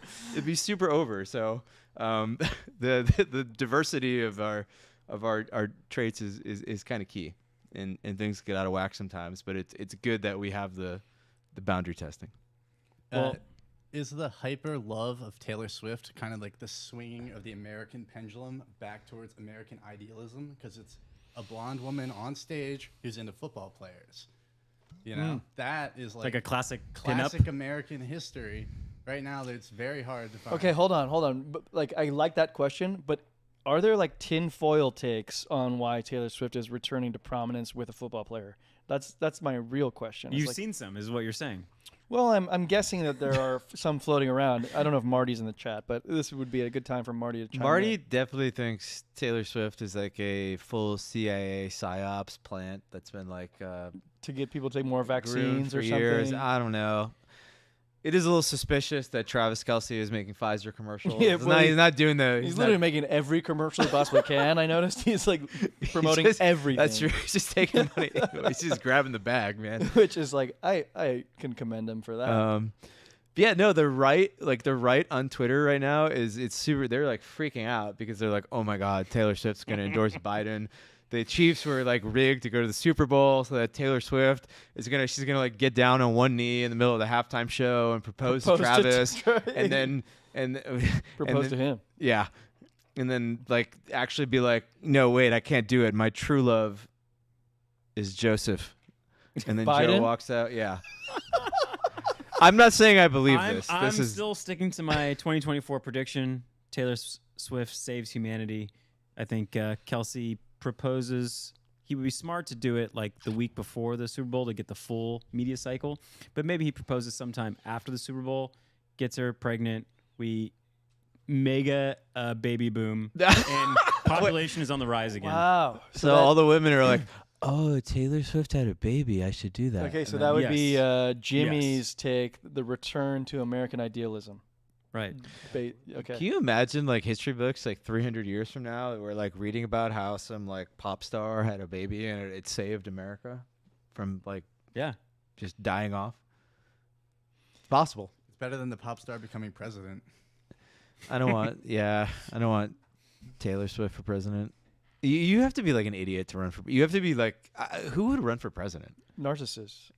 Well, Narcissists are really It's a naive. good point, because people. like, in the late 1700s, early 1800s, the smartest people in the country are the people who ran for president and other political offices. Didn't they have to convince George Bush to do it? Or, sorry, George Washington, first president ever. Yeah, They had to didn't wanna do convince it. him to do it. And he was like, I don't want to do it. And they're like, fucking, you're the guy. That's why Yeah. you're the guy. Yeah. It's like now we got Donald Trump, and you compare him against like the writings of Alexander Hamilton. You're just like, what the fuck? We just built this funnel for like complete idiocy and narcissism. Are you segueing? Should I?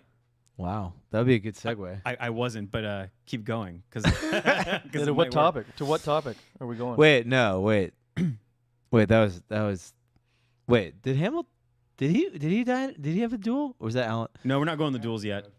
Was it Burr? Aaron Burr, Was it Burr and Hamilton? I think it was. Oh, We're gonna That talk about. would be a great fucking segue. that would have been a great segue. Sorry, that's not our the next segue. thing. No, All right, but we will Teaser. talk about duels. teaser. God, Up All right, next. so Up soon. Talk- Duels. I kind of well, want to go to first of duel. all, thanks for entertaining the question, guys. It's a touchy subject, but I was glad to chat about it because I was fucking fascinated by the stat. Kind of confusing. And All of your kids will be gay. I've never seen anything like that. Statistically spike up. speaking, Yeah. it's just science. All right, so there's another group of stats that's also fascinating. Yeah, I don't know if Jimmy, you can find one of these charts that does it. I think it's in maybe the Bology tweet is probably the best. Oh wow, this is a spicy one. God, we're going to have a fucking good. There's no way we finish this episode in under 4 hours. What the hell? Okay, what were we so thinking? what we're looking at is essentially, let's just basics. Women are becoming up only liberal, and men have a trend of becoming conservative. And so we I thought see you were gonna this, say down only. down, I was like, no, wow. but biased this much? bifurcation amongst genders, where you see, in particular, in Balaji's tweet, he highlights unmarried women. So single women are 68% liberal or Democrat. And then you look at married men, unmarried men, doesn't really matter. But in particular, married women are significantly more Republican.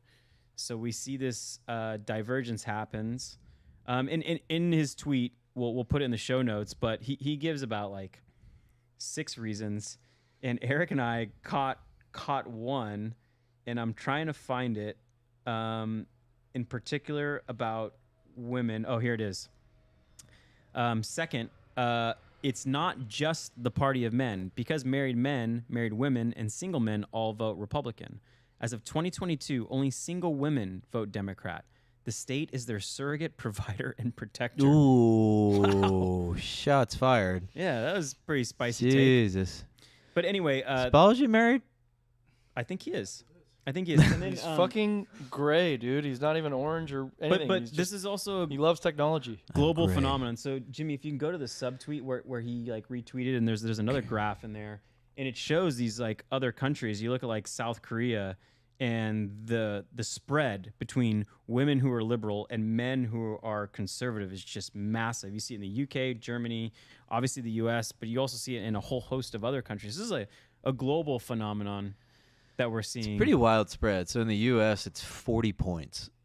wow. 40. I don't even know. Is points the right word? 40%. Points percent? Is points just bips? I think it's above It's par. 40%. It's a huge spread. Yeah. Was it like That's like percentiles, maybe? That's like 70%. It's like 70% of women. It's equivalent to like 70% of women being liberal and like 70% of men being liberal, conservative. Right. So, 70, we 30, have 40 this, points? We have this large spread, and this is another like demographic shift that we're seeing like unfold. Right, And so, just yeah. fast forward it to it, and like, are there going to be people mating in the future if they disagree? The so Korea much? one is super fascinating. Like men are just sprinting to the right. Like they are jumping over couches. They are just diving. Yeah, They- that's they're- going far right. It is So- just look at that thing. That is So I guess this was illuminating to me because I didn't know there was like this, sort of like micro demographic allocation where it was like single women, liberal, married women, Republican, men, most or Republican. Yes. and that's it. That's fucking wild to think Right? about. It makes me think that point number 2 is probably right. What's that? What's Point number 2 was Single women. Single women are looking for a provider. They don't have one. The state becomes your provider. So what do liberal women believe? They believe in like typically more. They want more. I think first and foremost they believe in the right to choose for abortion, but like that doesn't really check out with this Right. That is thesis. so. Yeah, that goes but against. but I the thesis. do think that's like probably one of their main issues. Why does that go against the thesis? Well, because it's not really a provider thing. There's no government involvement in that. They just want non-government involvement. They just want the right to choose. It makes sense though when you look at why married women are.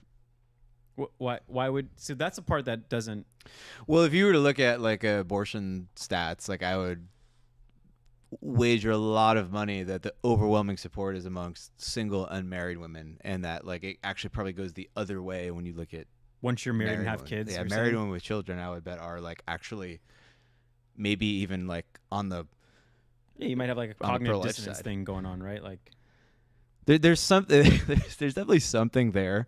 I'm trying to grasp at what it is. I guess It's a wild Is it wild surprising stat. to you at all that like single unmarried men aren't more liberal? No, not at all. Like what? Like Well, I'm only asking, not that I think that that I'm surprised. I'm just asking if it surprised you. Like, what I take from this, it's like people who basically want to support themselves. Like, they want to like make it for themselves, kind of like just get out of my way. I'm gonna make it. Like, they just want the government out of their way so they can make it. Versus the other side, which is like, well, come help me. I mean, there's another thing that determines how you vote, which is not necessarily your gender, but are you educated or not? Right? Did you go to a 4-year college or not? Is probably, I think, one of the biggest determinants of how someone will vote. Like if you look at Trump in 2020, he gained like a huge percentage of the Latino vote, and if you had to look at it, it's like, okay, well, are you male, female, and are you educated or non-educated? Okay, and if hold you were on, an hold on. educated female, Latino, you were not voting Trump, but all the other categories did vote for I him. think I think I agree with you, because when you go on like a university campus, it is like overwhelmingly liberal. So I agree with you on that. Right. But then how does that check out with like the latest? I guess this could be tinfoil, but like with all this immigration that the borders are allowing, illegal immigration that the borders are allowing, which are surmisingly to be voting. Not liberal. germane, and also like it's a leading indicator. Like we don't have stats yet. Like Well, these guys never went to college, but the idea is that they're going to vote liberal. oh, but they may not. But they may not. They may not. But I think that's the Okay, so is that a there's tinfoil also take? this trend, like women are going to college more than men. Like they're enrolling at a significantly higher rate in 4-year colleges than men are. So the thing I was thinking about is, are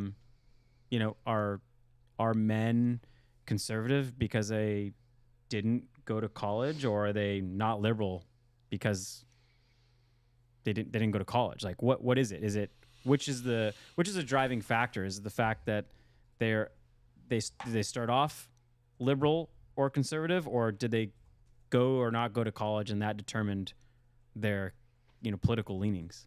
I don't think it's. I mean, I think there's. You're some asking like chicken or the correlation, egg kind of question. Yeah, I guess so. Like why would you be? I mean, obviously there are lots of like liberal men, but like if you look at the overall messaging of like call it like the left these days, it's basically that like white men are the worst people on earth. So okay, just lost like a lot of your things there. Like masculinity is not good. Like maybe it's neutral at best, but like most of the messaging is sort of like anti-white men, anti-masculinity. Like if you look at like it's like the strangest thing on Twitter now. Like if you look at like across like social media, working out is like right wing now. Yeah, it's one of Like those. have you noticed that? No, I think we've talked about this before, but I think the example is it's like it starts well intentioned. It's like a movement that starts well intentioned where you want to like prop up somebody that you feel like is being oppressed, but then you do that, but then you take it too far, where then not only do you prop up someone who's oppressed in your mind, you actually go like, well, why aren't you propping up who's oppressed? you are an enemy, and now you are the problem. And it's like I think that becomes. I think the pendulum has swung too far in that direction. We're talking about pendulums a lot in this episode, but I think that's how it kind of works. I have a different take slightly. Like I actually don't think the origin of the idea is well intentioned. I think there are groups or people or forces or whatever you want to take it that have actually bad intent. Well, they think they're good intentions, but they're bad intentions to you. And then they sort of knowingly use these things and push these ideas in a way to get that agenda across. And then people come along for the ride who are well intentioned. Okay, hold on. What was the original intent then in your mind for these like the originators? Oh, this is all like a power struggle. Like at the root of this, there are people who are trying to get power in society or in government. So it goes even beyond like people who vote. Like you're talking about like the powers that be on either side, I guess. Yeah, for sure. Like we're sort of playing in a game to an extent. There are like these power players playing in a game, and then we're kind of tagging along. Yeah. Like, and not to be like too nihilistic about it, because I do think people can make a difference in the world and have like agency over your life, but at the same time, like I see this like time and time again, like people believe in a thing and they like truly believe in that thing and they're like good intentioned about it, but I kind of know where the thing came from, who created it, like what the objective was of the group that created that thing, and it's not well intentioned. I mean, all it takes is to look at like the news today, like the mainstream news, and you can see like what the agendas are on either side, basically. I think. Calcium Bagel has a pretty good quote here. He said, "There's also financial versus social issues debated that could pull a group one way or the other. I'd be curious if those stats broke down into more specifics and just lumped into liberal versus conservatives. You know, like is there something in the liberal agenda that's really appealing to women and not appealing to men?" I think a lot that is isn't appealing, that yeah. like the single woman thing, like The provider surrogate right? Like argument maybe matches up maybe with an that. unmarried woman is probably in the lower socioeconomic class. There is something that is kind of like sexist on a level about like the Democratic agenda in a way, because and I'm going to broadly overgeneralize here, right? But for a period of time, women grew up in society. Some might say it was like mostly the entirety of society. And they grew up in this paradigm of you are basically helpless and a man will provide for you and protect you. And then we went through this period, like this enlightenment, if you will, where women were like, wait, this is fucked up. We shouldn't do that. We can have agency over our lives. And that was good. But then like women go into this party who's largely like, there are these forces in the world working against you. You're a victim. This is racist. And the government is going to come in and provide for you and protect you. And it's just like, you're slipping into the same thing in a way, aren't you? Isn't it like the same thing? Where you kind of like don't have agency anymore. Yeah, like it's like like from my perspective, this side of the political aisle tells you that you don't have agency over your life. There are these things working against you in the world. And if you just give some power over to the government, like they can come in, they can provide for you, they can protect you, right? You don't need like the traditional like sectors of society. You don't need the church, and you don't need the family structure, you don't need the community. You just need like, it's like, you remember that old like Obama quote who was like, the one thing we all share in common is the government, and people were like, yo, that's fucked up. Like, I don't want to have that in common with everybody. Well, I do think that the right to choose issue again kind of like spits in the face of that, because that does give them agency. You know, like. But that's not accurate, because what you are saying is like presupposing like a perspective on it that isn't necessarily, like, I don't want to like argue that right now, but you are basically just saying like the other perspective is wrong and taking that, it's sort of like ipso facto is like No, that's it's correct. agency. It's the right to choose. Right, but you're denying agency over the other, like you're saying like, oh, that has no agency. That person has no right to choose. Like, and I don't want to. But you were talking about the women. like, you were saying the women. The women. Right, but I'm saying like you can't say like that like is a thing, because you are basically just. No, but you mentioned that the women want the agency, and then the Liberal Party is removing the agency. But in this case, they're actually giving them agency. Right, but they're removing it from another Agreed, entity. but from the women, like you said, like the women had they in this like era of enlightenment, they got agency, and then the Liberal No, it's Party, basically saying like you can do this thing, and we're going to make this. We're going to enable this. Like the government is also an enabler for people. Like you can go to college and study nonsense for 4 years, and we will enable it by like funding these ridiculous like loans that give you $200,000 to study nonsense, and we will enable it. Like the government is definitely like an enabler for people. I mean, if you're pro-choice, you need the government to kind of re-enable this choice on a federal level. Like, so for a lot of people. For a lot of people, right? So I don't want to go down that road right Okay. now, because I think we're gonna to go like 2 hours on this. I think the biology itself thing itself is interesting. I think the idea of like if I were like 19 right now, or like 17, and I was a man, and 70% of the men around me were like, I'm not saying they're like into the Republican Party, because I think that's like a different thing, and I think it can be like kind of cringy in a way to support either party, but like you can be conservative of like mindset with the ideals and everything, and it's like a weird dynamic to have like say like almost everybody around you be a conservative, and all the women you want to pair up with be like super liberal, and now like there's like a chasm now that didn't exist before to the same degree, right? And like I'm with you. I don't want to belabor this issue, but something did stick out to me. It's like when you have like a bunch of single women that are voting for this party, and this party is the one that gives you agency over your right to choose. I think that has a high correlation of probably being why they're going that way. It might not even be socioeconomic, might not be the government provides for you. It's like these women don't have children when they want to choose. If you're married, you've already chosen that you want this kid. So you know? I don't know. I keep going back to maybe a bigger driver is, did you go to college or not? Because like college is this cultural thing that you go through. Like you learn some things, and in the case that you mentioned, like some of them may be very negative ROI and what you spend your money to learn, but nevertheless, like people who go to college, like think about the group of people that you know that went to a 4-year school and the people that didn't. And they have different values. They have different like things in life that they care about. It feels like, if you put 50% and 50% in a cocktail party, like you're not sure this thing's gonna go well, just because of how different those two cohorts end up being. Whether you go through this 4-year. Okay, I agree, but like think about what that means at like a higher level. So a lot of the people I went to school at like a Ivy League school, with like a lot of the quote unquote elites we talk about. Mm-hmm. I grew up in New York, Manhattan, wealthy families. Parents are lawyers. They want to be a senator. They go to work at McKinsey. They want to be like whatever. It's just like you get on this track. Or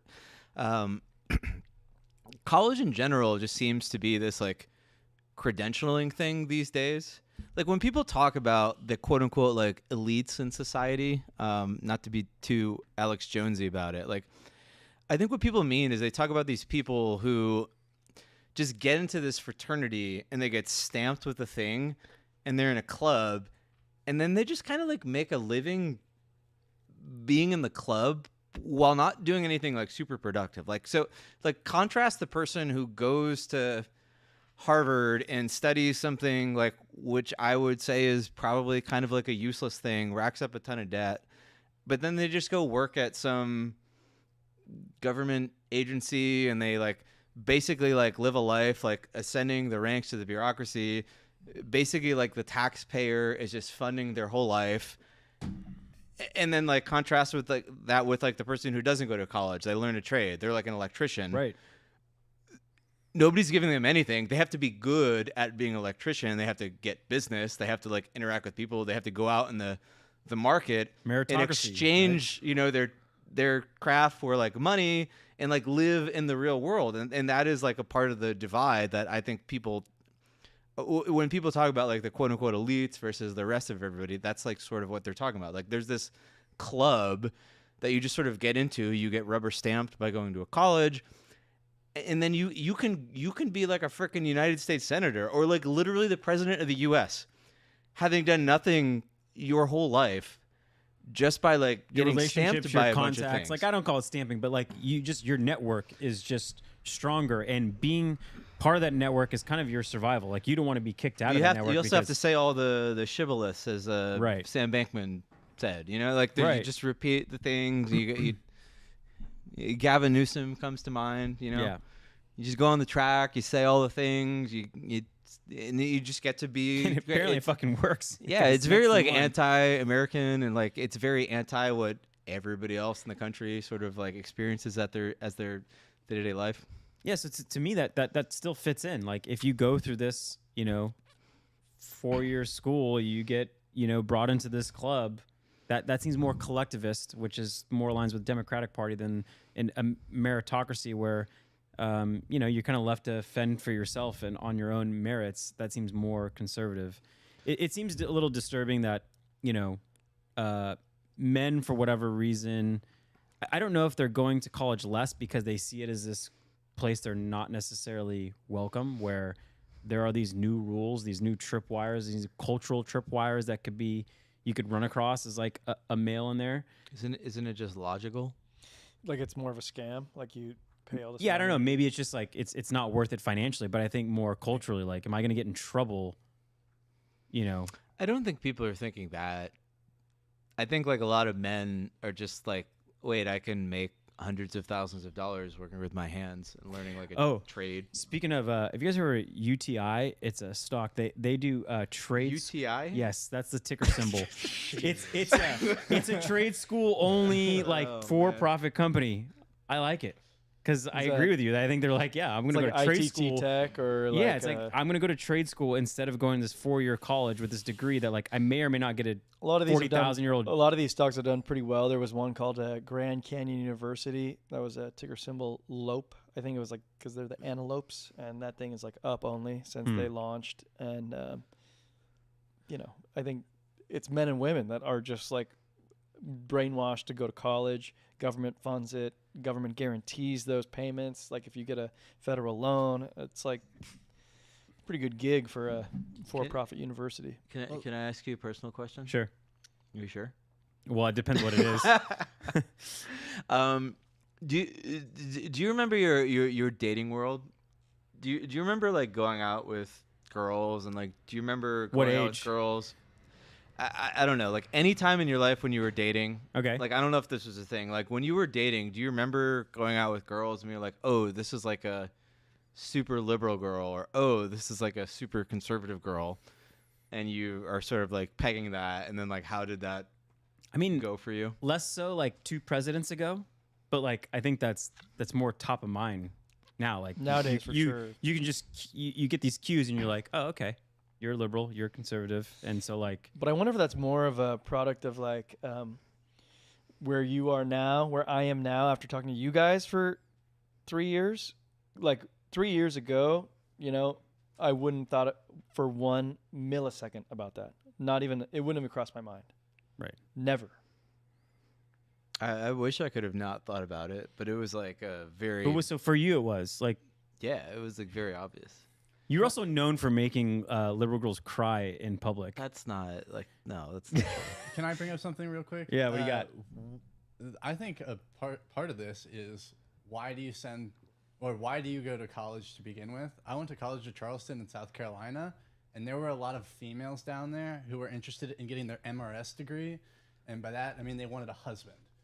The Mrs. degree. Yeah, MRS, Mrs. And that like not nearly as big a thing in California. You might not like, but Yeah, that Charleston, it was a huge thing, like all about finding the right guy to date because you're looking for a successful man out of college. That's the goal. So Joke's on you. He's at trade school. exactly. Yeah. you're But right. yeah, I think that's maybe more a Southern thing because I didn't experience that. Like I At mean, SDSU? No. Never. that's definitely a thing at like Southern schools. It's definitely a thing like outside the Ivies for sure. okay. and that was like more of the norm for the world for like a long time. That's like what people did, right? What we're doing now is more abnormal, and maybe it's good in some ways, maybe it's confusing in some other ways. Like, Yeah, it's just nouveau. yeah, I don't know. All right. You wanna? I don't know. I hope there's enough people to mate in the future. If I don't know. Vibes brought up the important part that Charleston has a very high female to male ratio. It's like 75 to 25. So Noted. That's weed emoji. That's I alpha. like. Alfalfa right there. I really like Southern girls. I really like Midwest girls. I really like the kind of traditional girls. Like they feel like warm and welcoming and cozy to me, and like I don't know. I've always vibed with them a lot. and they vote Republican. Yeah, like I had a stint dating in New York, and it was like not a good experience. Like I just like went on. Was it a political issue, like where you're like, oh God, we don't align in our values and priorities? I don't. I gotta pee. I'll come back. I want to hear all about this. Yeah, go. no, Yeah, no. yeah. I'm Nah. joking. Like, I'm I joking. I don't- do want to hear all. Like about I don't this. consider myself like a quote unquote like Republican. Like I feel like I have ideas that are conservative. I have ideas that are liberal. I consider myself mostly like a non-crazy person, and I feel like one side of the aisle has gone kind of fucking crazy, and maybe some people will disagree with me on that. But like one side, I think if you look at the data, one side is mostly stay the same, and the other is like it's like an avalanche, just like falling off. Yeah, a and it's cliff. troublesome that side happens to be single females, and males are going in a different direction. So we need Taylor Swift. Yeah, We need her to get pregnant. But I'm guessing like she's a lot not of helping. these, like a lot of these women, single women that voted nearly 70% liberal, are also quite moderate, and I'm guessing many of them are like alfalfa in a way. But you like when you ask somebody a survey, you ask them this or this, and they answer, and like you just gotta find the fucking ones that are fucking cool. Like that's it. Yeah. No, it's good advice. You do have to find a cool girl. I mean, everybody here has a very cool girl. No, I know, but obviously. like identifying somebody at this binary thing is like not even. It's not even practical in real terms, and like when you're really talking about dating, it's like absolutely not practical. Well, it's certainly not practical anymore, because like the likelihood of you finding someone that like as a male matches your values. Yeah, so same female, I think it's it's less kind of like practical now. it's like fun to talk about, but like when you're actually like literally getting into the nuance of interacting with people, like none of this shit matters as much as we think it does. It does a lot though, and like I obviously not dating anymore, but like even like say 5 or 6 years ago when I was dating a lot, there was like this noticeable shift where suddenly I was just talking to women, and I was just like there was just like a schism. There's like Okay, this disconnect where You I was describe this. You like, we describe live this. on different versions of planet Earth. You like described I don't. this like I think let me paraphrase. It was like you got like a pink-haired weirdos on this side, and you got like fish-holding like trucker women on this side. Is that like kind of close? So if you were to like just really high level like stereotype my interactions, like I would go out with these like I would like New York women, and they would be like super liberal, and like they would just say stuff to me, and I was like, that does not make any sense. I just don't even agree with that. And then I go out with like women who were like conservative, and I'm like, oh, they got this like warm vibe, and then they would be like ultra religious, and then I was like, oh well, I'm not really. And for a while, like I felt like I was like in no man's land, because I was like, I'm not really religious, and I like kind of vibe with like some of the conservative ideology, but like not that. But then I would go out with like like the liberal girls, and I'd be like, I stuff you're saying sounds great, and I would get into fights all the time. Like I would say like one thing, and then I'd be like in a just like a fight. Have I'd be you like, ever seen the and Netflix show Love on the Spectrum? I love that show. I love that show. Is that what it was like, Steven? Okay. not That was pretty intense. That was pretty like it's not autistic spectrum, but like maybe a political spectrum. that's why I'm so glad I found my current girlfriend. Okay, it was 'cause wonderful. what I'm saying Does is not that, drive like, me crazy. What I'm saying with is their that like, ideology Just imagine you makes sense to me. making your way through dating life. Doesn't to make me bars. like question like everything I I dated think about. without all that. Like I dated without any of that. Like Yeah, it's because you're like conversation. Mr. Cool Chill vibes, No, man. like yeah, whatever. A lot of people Cool, are. man. Like the point is, like not a lot of people want to get into a fucking political discourse on on a date. Like Spoken like somebody who's never gone out with the 75% of women who exist today no, I'm saying that they're under the age of 26. They identify as liberal, but they're not like this fucking like hairy armpit. Yeah, we're making too big of a deal of what Bro. you're saying. Yeah. No. All right. If I could airdrop you in Manhattan tomorrow and I was like, you must go, like you're just Bear Grylls, Dude, but you I'd have to like- go on like 50 dates. It's been like 18 months since I've been to Manhattan, and I fucking had a great time over there. Yeah, and- you great time. Were you dating? No, but I was hanging out with a lot of people. Yeah, Who people are are normal, Cool, man. People are cool. uh, People are cool. people are cool. Until That's all I'm saying. People are cool. Till you ask you who you vote for. People are just cool, man. I think you're making too big of a deal. you out should of it. tell them you voted for Trump and then see how cool they are. If you did. But that's not what I fucking say. Of course, yeah. I'm not saying you did, but like even if you did, like who cares? People would be like, they'll look I at you didn't like, even vote for Trump. you But son I of a also bitch. wouldn't even say that. I'm just suggesting you say it as an experiment. I was gonna say a thought experiment, but we'd be crossing the You realm know, it'd into be the. crazy if you go on a date and you're like, I'm gonna kill everyone in this bar, and then you That see how would they be- react. Like they're gonna react fucking crazy, dude. Not the same as voting for Trump, probably. No, but it's like you don't have to say something like that, like to elicit a reaction. So your dating like, advice, don't lead with politics. Eric's dating advice is don't ask anybody you go on a date with anything about what they believe about the world. No, just like fucking have a good time. Start with that. Yeah, only vibes. All right. You can do Eric, it. I feel like a parent who like sees their child and knows they have to go to the bathroom and like, will you just please? I told you to I have go to go to before the the bathroom show, so but you bad. didn't go. No, Eric but has to go quickly because I really have to go too. it's just reabsorbed All right, into well, my body. All right, Let's well, go. can we go to the next Well, then, topic? I have to check Yeah. in on the chat. Did they say anything? Yeah, they did. They said, did Nick just call Steven autistic?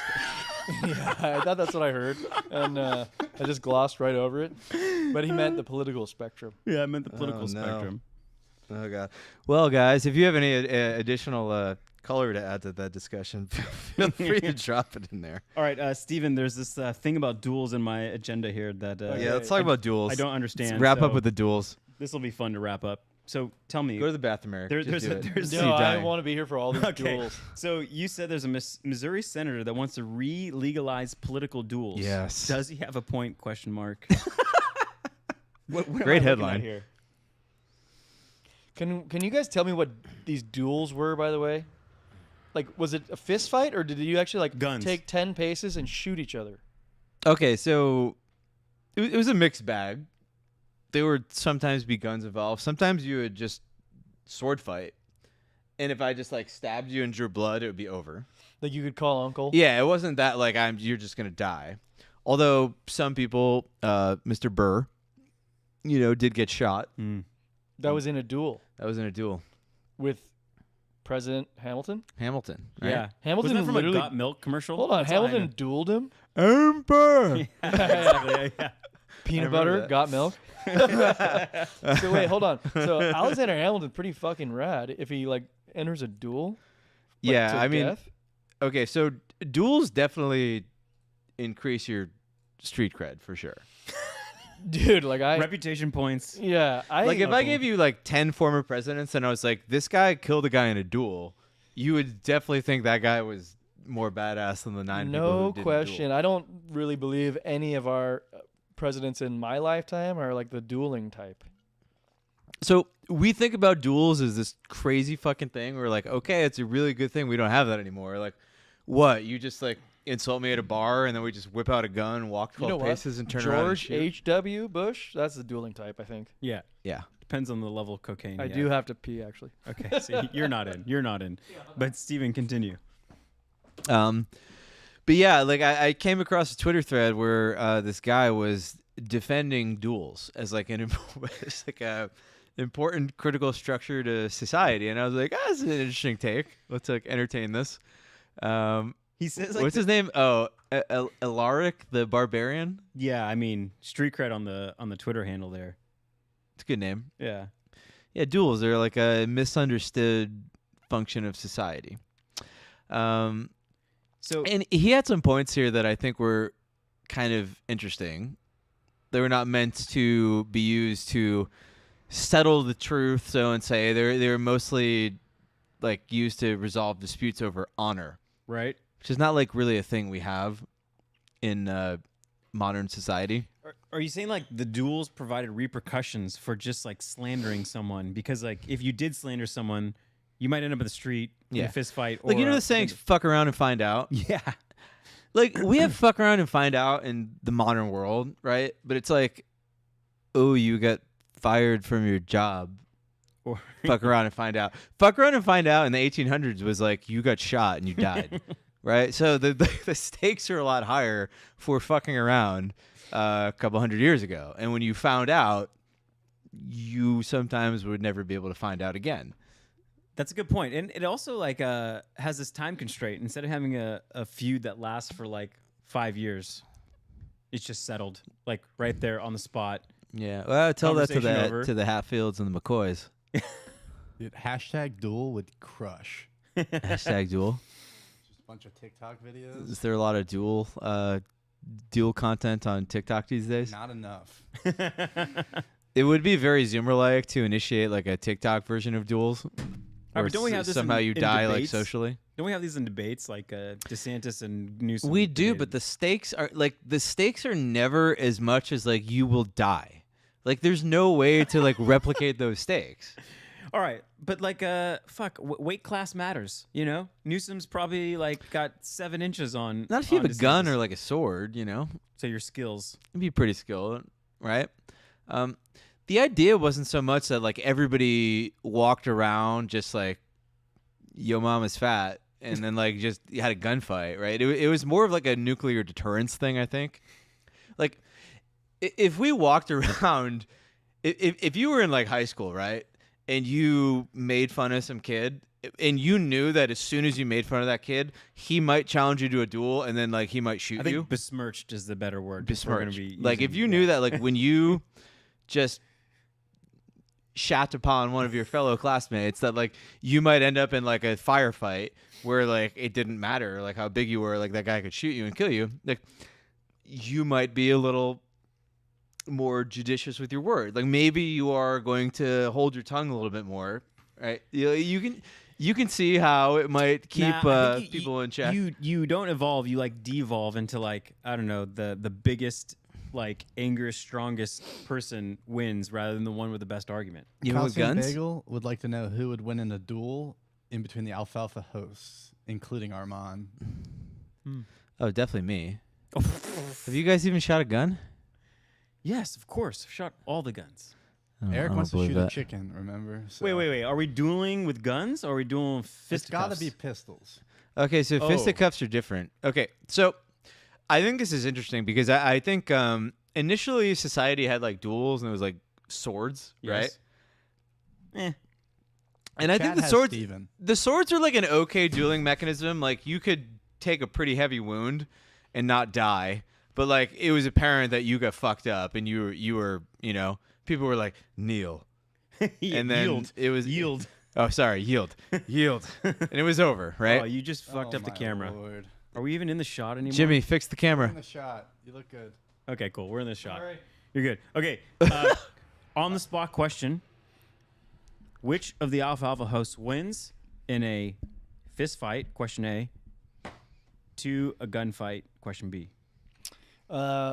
Fist fight, I would probably take you. Okay. Um, Armand's pretty big. yeah, I guess it depends on like the nuance of the fist fight. Okay. If Nick can choke Armand out, I think he wins. Well, I've wrestled Armand, and he's strong as fuck. He's definitely strong like bull. Yeah. Yeah. But fists, different story. Striking. Striking. Agreed. Okay, so I would say Nick Handgun- in okay. the What striking. about handgun duel? Handgun duel, I would probably take Armand because I know he has a pistol, and I don't know if you guys have one. If we have guns, you're all so dead. Wait, what's that? John Wick? Are you John Wick?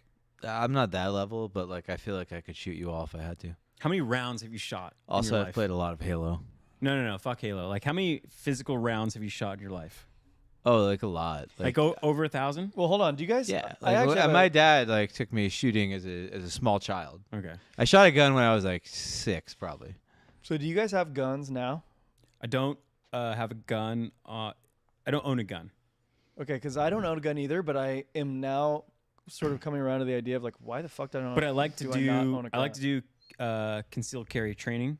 I like to go to gun training, like where you shoot guns. Can I go next time? You Yeah. go? Yeah, there's a lot of so the fact is there's a lot of Navy SEALs in San Diego, and they do host these like half day, full day like wanna do that. scenarios. I want to do that. And like, aside from the question, who's the fucking guy that's gonna shoot anybody better? I don't care. Like, I actually want to get more comfortable with guns because like I have this like old version of my dad that's in my head, Mm-hmm. and my dad is of two types. One type is he's anti-gun, but the other type is he's like a Boy Scout, and the Boy Scout motto is "Be prepared." I'm like, be prepared for what? But the answer is be prepared for anything. And if you don't have this thing that might cost like fucking $500, but can prepare you for something that you're completely unprepared for, why the fuck don't I have that? You both live in a single family home. Yes. I live in a condo, so like I don't feel the need to have it there. But if I lived in a single family home, I would definitely have guns, plural, on the premises. And I was talking actually to your brother who has guns earlier last week actually, and my concern, my reservation, my reluctance is because I don't want to self-injure. Like I feel like with a pistol I would fucking shoot myself most likely, more likely than I would actually do anything good, positive for me. And your brother's response was like, yeah, but if you had like a rifle, your chance of self-injury is like much lower. I'm like, okay. And with a rifle, I could go hunting. What do you want to clear a house with? Shotgun. Exactly. You want a shotgun to clear a house with. Shotgun, laser sight, Very flashlight. bright light. Yeah, Yeah. that's like That's overpowered. that's OP. You want to for, be like, a blind. home You want to blind a self-defense. bear with your light. But you I also blind like- somebody, you just have to hit like a 15-foot sort of radius over there. So I get two guys. Like, first of all, I want a rifle because I want to go hunting. I even talked about it in our like New Year's episode. I Hey, you're was still like, talking about I it. want to go hunting. You didn't say you wanted to kill a chicken. I want to kill something, and Chicken. I'm talking with Hookem about With it a rifle. in Colorado. But I'll get the fucking shotgun. I think killing stuff is good, and I think that was like actually one of the best points of the duel tweet. Is that one of the reasons duels were good? Is that like the aristocracy was not immune from duels, like they also dueled, and like it kept them in touch with violence. yeah. In a way that the modern world is not in touch with violence. Like, so Nobody. part of the modern nobody- world Yeah. is in touch with violence. It's like the poors, right? You're right. You're right. Because But, there, like, there are the- people that are in touch with violence even The today. the sort of elites of the world they're just like, and most everybody, it's like we're so detached from the brutality of nature, and when that state exists for a long time, like people just become shitty. Actually, I think over time, like if they never have to like actually like look death in the eye or something like super gnarly, like even if it's not just one person, if it's like the culture in general. Right. Like I think when a society, when like a generation fights a war, for example, even though the vast majority of the people in the generation don't fight the war, like it has this impact on everybody in the generation. There's like a certain like reverence for things that happen, and people I think behave in a way that, I'm not saying war is good, but like there is a element of us that is like tied to sort of the brutality of nature in a way, and if we don't keep like one eye on that, we veer totally off course. And this is why I think like hunting is good. Like I think when people stay in touch with what it means to like kill an animal and to eat and to think about like that's good. That's a good thing for people to have that in their I agree. mind. It's like you don't want to forget our nature, because we have all these like societal constructs built around it. And I've noticed the same thing, just like on a smaller scale. On a smaller scale, it's like sort of like playground shit, like high school shit. It's like you're much more reluctant to mouth off if you've gotten the shit kicked out of you.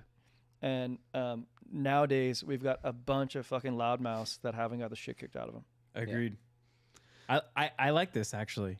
Like I was a loudmouth once, and I got in a lot of street fights fights in parking lots and whatnot, and some I did okay in, and some I got cracked a few times, and like after whatever it is, and like even in Muay Thai, you spar on the same day, you might beat the same partner, and then next day that same partner beats the shit out of you, and you just like learn to be a little more humble and maybe that kind of respect for that. Like you're a fighter, you're in the fighting world. Do you know fighters who are like really good at fighting and they just go out in the world and just beat people up, or you develop I have a respect for Well, there's some what it crazies means, like and fucking, there are crazies, I say, Nick like Diaz they're is like fucking retarded. yeah, exactly, like when you go to a fight gym and you're gonna spar with the people there, you get a certain cohort who's like just absolutely crazy, like they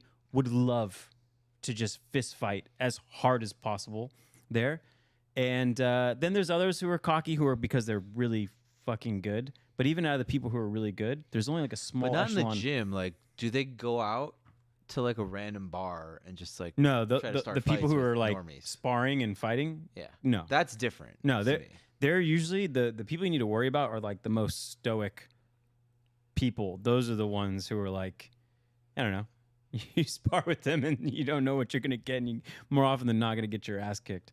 Yeah, I think at like a high level, it's like it's a good thing about society that we don't live in like the Wild West anymore, and like you just walk outside and some guy gets shot in front of you. Like that's not cool, right?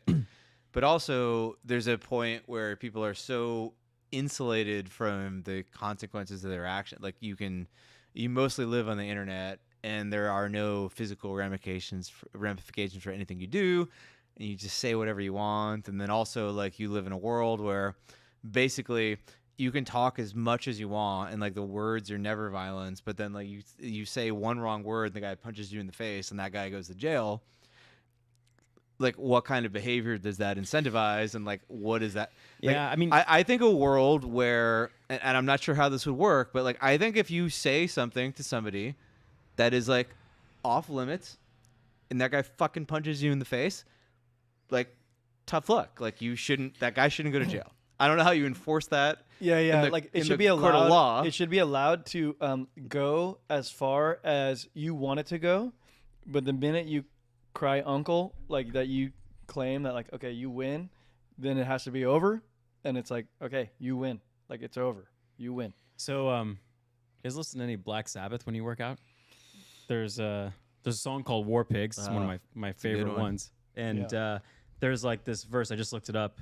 It says, politicians hide themselves away. They only started the war. Why should they go out to fight? They leave that role to the poor.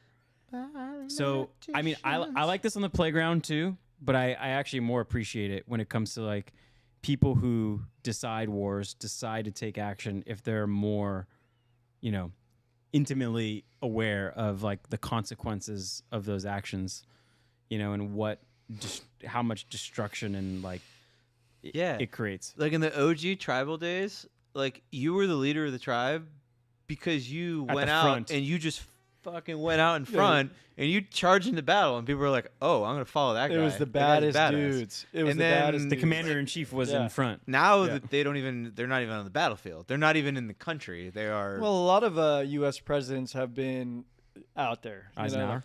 Eisenhower. I think a lot of people served. Washington. A lot of them served and on the front lines. But like I would say some of them. Some of and them. Virtually. What was the last George H.W.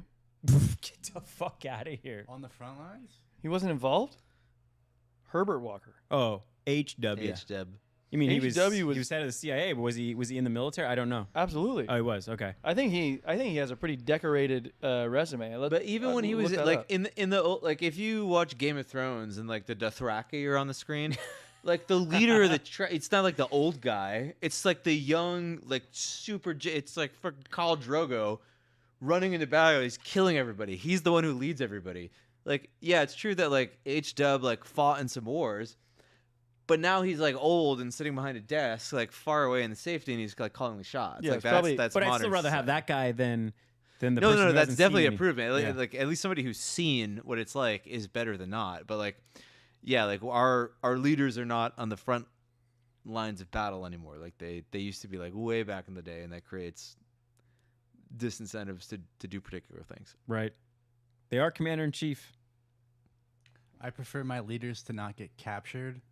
Oh wow, that's a As a John McCain. that's a Trump quote. On McCain. Oh, wow.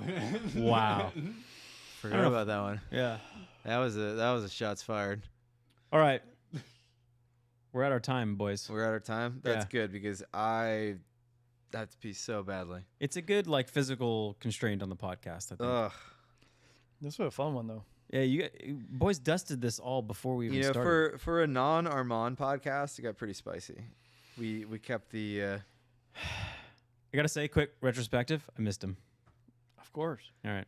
Like he would have had some good takes today, Yeah, although he just- may have just left the room for the first half. But for the end, he would have had some good takes. Armand will have to get your retrospective next episode. Yeah, hope we didn't besmirch you too much. I'm gonna use that more often. Besmirch, it's a great word. All right, if you want more money content tomorrow, these two boys going live irresponsibly long Thursday, 5 p.m. PST. We got a lot to talk about. I hope so because I want to know about the dollar. Actually, that's all I really care about. Simple man. Yeah, simple man Just for care about now. the Dixie. For now, I did throw out in the Discord. How about China? Most hated investment of all time right now. You ready to buy that? I don't know. I think I'm ready to just like long it based upon like crowded market is out of it. Mean And reversion. And I want to hear your thoughts in particular. I want to see what Steven mean thinks of the chart. reversion. And other things. So anyway, if you guys are interested in that, that's tomorrow, 5 p.m. PST. Check it out. Otherwise, all links are at alfalfapod.com. We love Tomorrow, as in you. Thursday. people are listening to this live. Oh, right. Yeah, Thursday. So for most of February you, next 1st. next Thursday. And if you're listening to this on the Every podcast Thursday. feed, then it's already available, and you That's should check right. it out. That's right. Yeah. Otherwise, if you're still with us, like the video. That helps us out apparently, and gonna like subscribe if you're not subscribed. Otherwise, we love you. We'll see you next week. Bye bye. Later, everybody. Bye. Oh my God. Calcium's like one day Steven's going to laugh so hard he'll pee himself by accident.